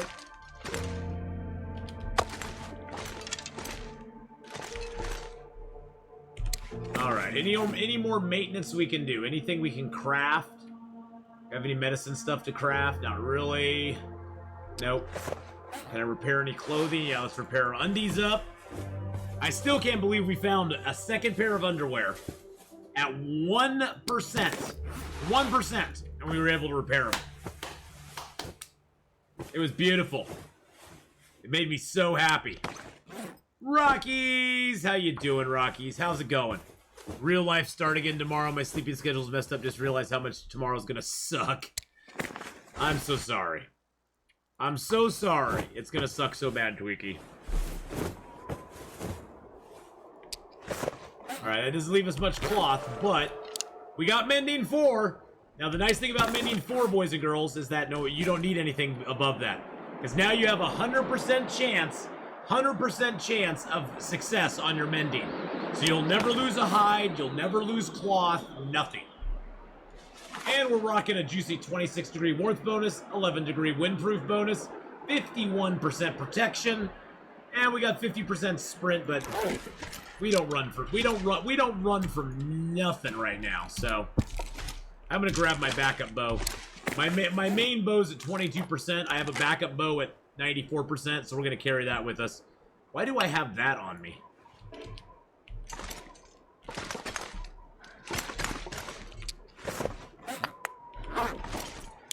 I don't know why I have charcoal on me.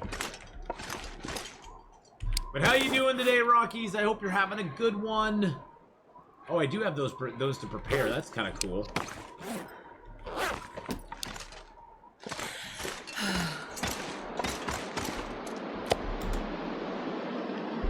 Yeah, Now the only thing I would caution, I'm not discouraging you, Beckett, from playing Apex Legends. The only thing I caution about a game like that is it's a hard game to grow your channel in. If you're looking for like gaining more followers, gaining more viewers, gaining different viewers, it is a hard channel to break into because there's a lot of big streamers who stream Apex Legends. That's the only word of caution I give with a game like that, is it can be fun. And you can have a great time playing it, don't get me wrong. But if you go look at their stats, right now they have 11 million followers, but there's almost 70,000 people watching that channel. 10,000 in Lulu Lovely's channel, 6,600 in Sweet Dreams. And you got to go down, let's see, that's 6, 7, 8, 9. You got to go down 9 people before you drop before 1,000. And you got to go even more than that before you drop below 100. So it's a hard channel to like build a channel in. But there you go. That's my mountain of meat. Yes, it is. I always have a mountain of meat. But you know, like I said, that it's not like I'm discouraging you from doing it. I'm just saying that you definitely, if you're going to play that, play some other things as well that maybe have less people watching, like no huge streamers are streaming, and that sort of stuff, so you can actually gain some new followers. People will come to the channel and go, oh, hey, I love this game. What else do you play? And you go, oh, I also play some Apex Legends. And maybe there'll be some crossover with it. You know, they'll be like, oh, I'll watch you play Apex as well. Because once you can get some loyal followers, like, watching you, they'll start watching you whatever you play, and then you start to build up a little bit of a base of followers then, where, you know, on a bad day, if you're not playing your main game, you'll still get 20 or 30 people watching because they're like, hey, I like watching you anyway. And then they're watching for you and not the game. Because at first, people generally are watching you for the game. Unless they know you personally, or you've been hosted by somebody or something like that. They're generally watching you for the game. And getting those people to watch you for a game that has lots of big streamers streaming it, getting those people in your channel is going to be a tough road to hoe. That's why I stopped playing games like PUBG. It's just, I never got any new viewers when I played PUBG. I enjoyed playing PUBG a lot, but, and I had fun playing it with Boots and Wizbowman and Hyperman. But I knew that it was kind of a dead end for my stream as far as being able to actually grow the stream and make it bigger, which was what my goal was. But, you know, that's the thing, is you got to look at what your own personal goals are, too. If your personal goal is to just have fun and not really care about if your stream grows or not, play whatever you want. You know, I'm not trying to encourage or discourage anything. But if you're trying to actually gain the new followers, you definitely want to find that niche. Well, that's the other thing, Earthy. I tried playing PUBG. My general thing in PUBG is I died pretty quickly a lot of times. Some of the times, my deaths were pretty hilarious. But people don't watch competitive games to watch people lose over and over and over again. They like to watch people who bring home the winner chicken dinners. And that's not me. And I know that. I'm not a winner chicken dinner guy. So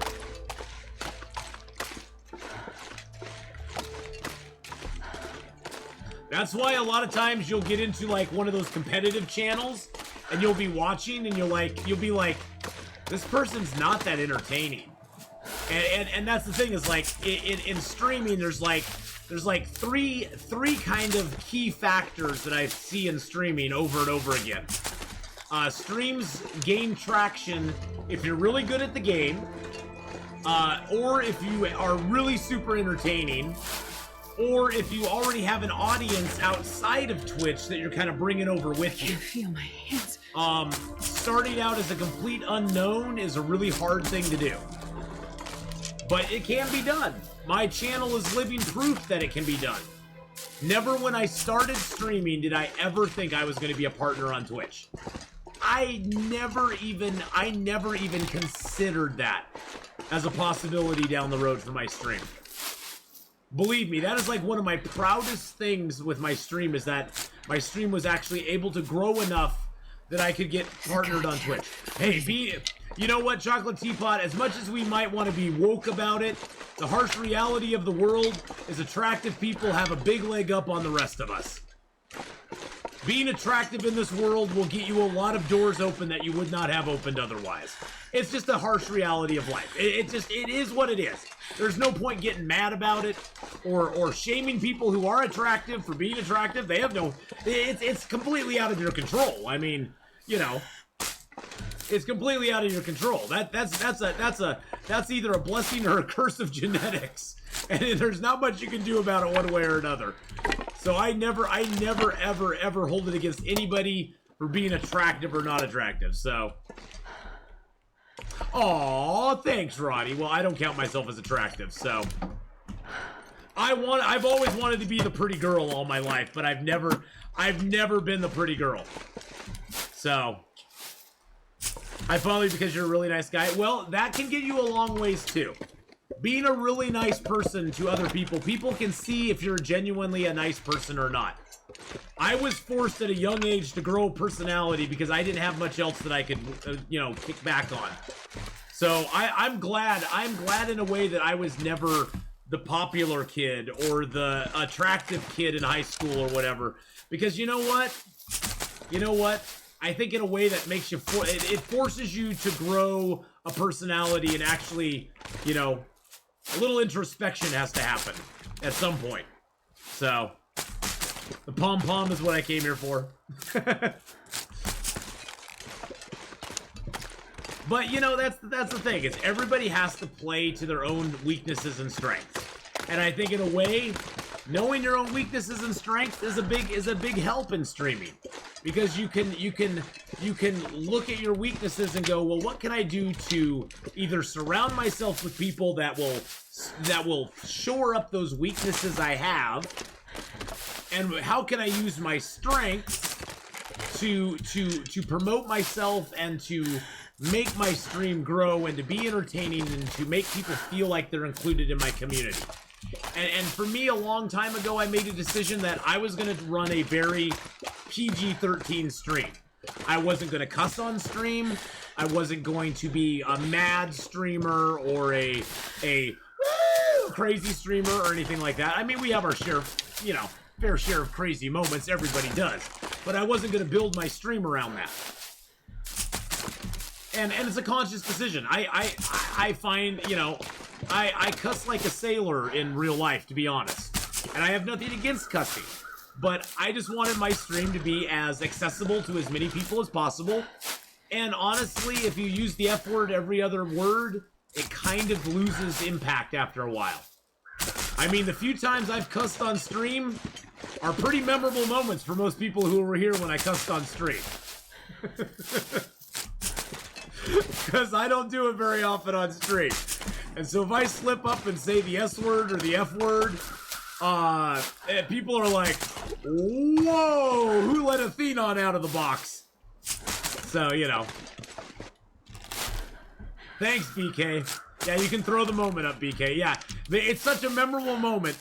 It's such a memorable moment that it gets clipped and put into the BK archives to be brought up at times like this. So, Wonder if I can drop in. I just find that streaming based on swearing is kind of a. It's not that it's lowbrow. I just find that it loses its impact after a while. I get kind of exhausted by it after a while, really. But that's just me. I mean, not everybody's like that. Maybe it's a different generation, a generational thing. I have no idea. Now I want to see crazy Atheenon stream. You'll probably never see that, Roddy. I don't do crazy stuff though. I mean, there's people who will do crazy things on stream. You know, but I just have never been into that, so. I swear a lot, but I try to avoid cussing in 7 days. Well, I appreciate that, Phanthos. You know, the funny thing is, though, Here's the funny thing. Much like the L word, which I've gotten very good at never saying the L word anymore. But much like the L word, I found that since I actually control my swearing on stream, I don't swear as much in real life anymore. It's like it's like it just is not part of my it's become less of my vocabulary in real life, much like it has become less of my vocabulary, you know, because I choose not to do it on stream, which I actually like. I like that I don't swear as much in real life. You know, because I used to a lot. You say legit more than the L word. I use actually. I try to use actually, because actually is more of a correct use of a term than the L word. So I try to say actually as much as I can. Now, one place a lot of people don't go when they're in the Milton Basin is up here. Up at the top of this rock, there's birch, maple, and food. To access it, you have to go back here by where all the rabbits are and circle around a little bit.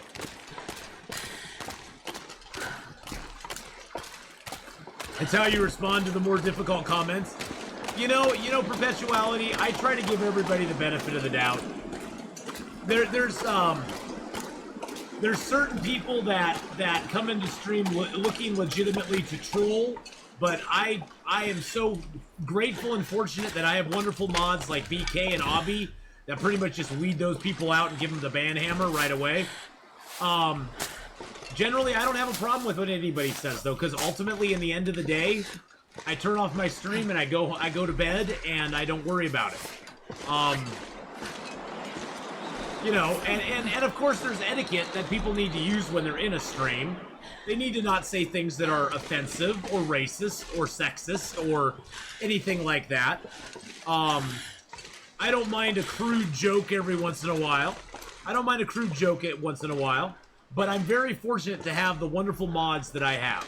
The mods that I have are amazing and awesome and are very, very protective of the stream. And I appreciate them and everything they do for the stream. Because without them, I would have to be micromanaging everything. And it takes a load off my mind, and I can enjoy my time more with you all, so. This pack is getting kind of heavy. Yeah, you know, Stylezak, I don't really mind swearing at all either. You know, I don't think swearing in and of itself is a bad thing. I think that sometimes people get a little lazy and just use swearing because they can't think of another word to say. My fingers. I have a very good friend of mine who drops the F-bomb about every third word, and it's just like I finally looked at him one day, and I was like, dude, use your words. Use your words. I know you know more than that one word, and it's in some ways it almost seems a little lazy at times, and that's what I just didn't want to do. And you know, I want to lay down for a bit. but there's nothing wrong with it in and of itself. I don't think cursing is evil or anything like that. That's for sure. But I try to be respectful of people, and you know, hopefully I can get that respect back from them. Sometimes it works, sometimes it doesn't. And when it doesn't, my mods shut them down. Yeah, that spot up there is really good, Phantos. We got birch, we got maple, we got food, a piece of clothing. It's very nice.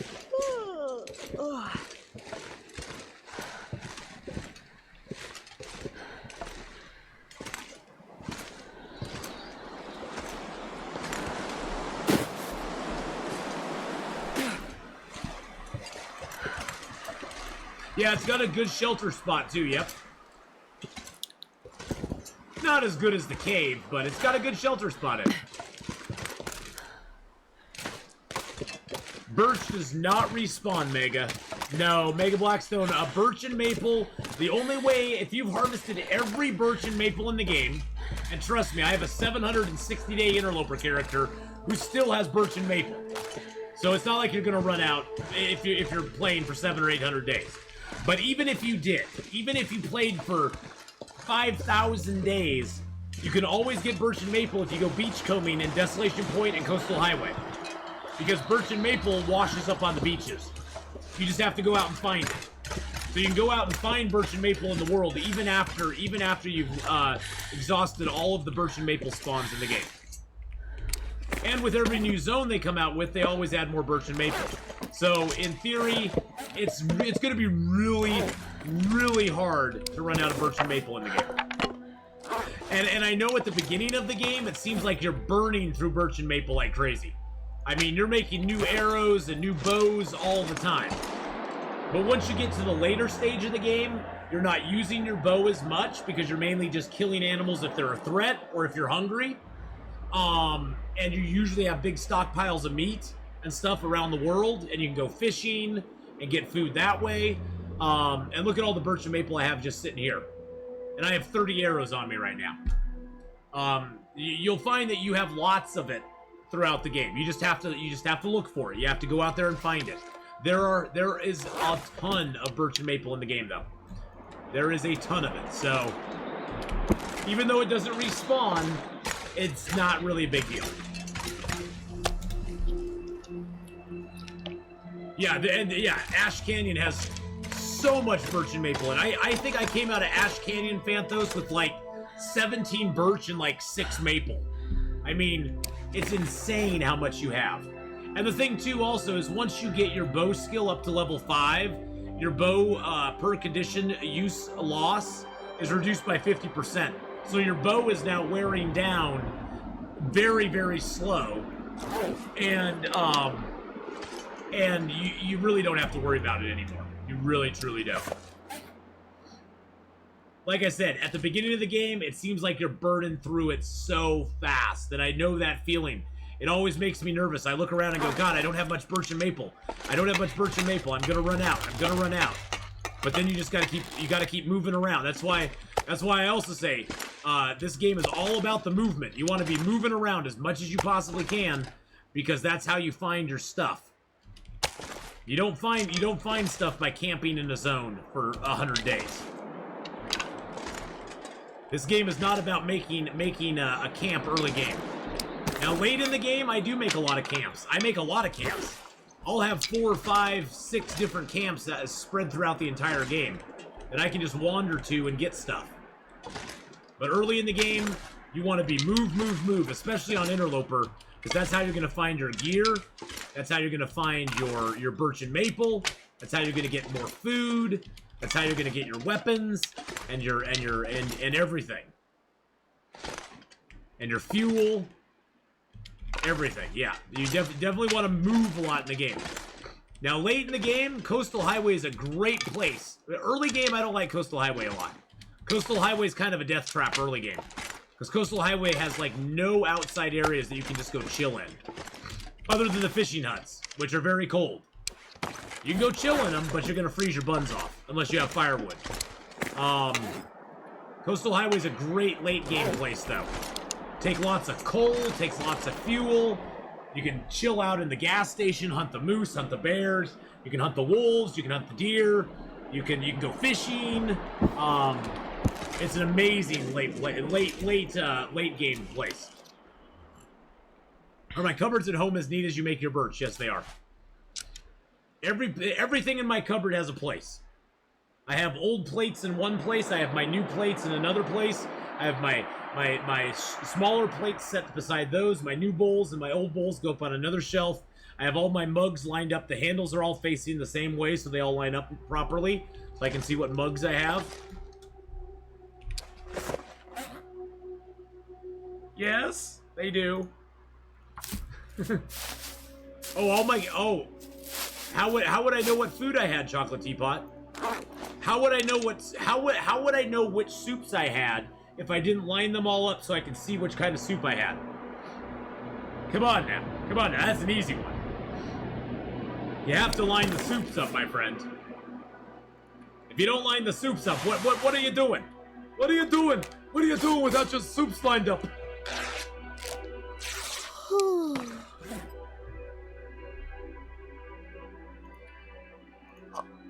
Oh, look at that lovely ruined tin of sardines.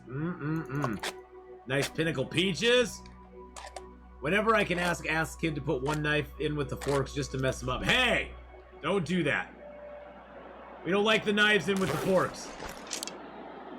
Am I taking a break from Valheim? Yeah, I just kind of got burned out on Valheim Perpetuality. I don't find it as, it's a fun game, but I just kind of got burnt out on it. I lost interest. I was very interested for a while, and then my interest just kind of went. So yeah, I'm kind of taking a break from Valheim for a little while. It's a good game. Don't get me wrong. I just kind of lost interest in it. Maybe when they come up with a new update or something, maybe I'll try it again. But yeah, I just got kind of bored.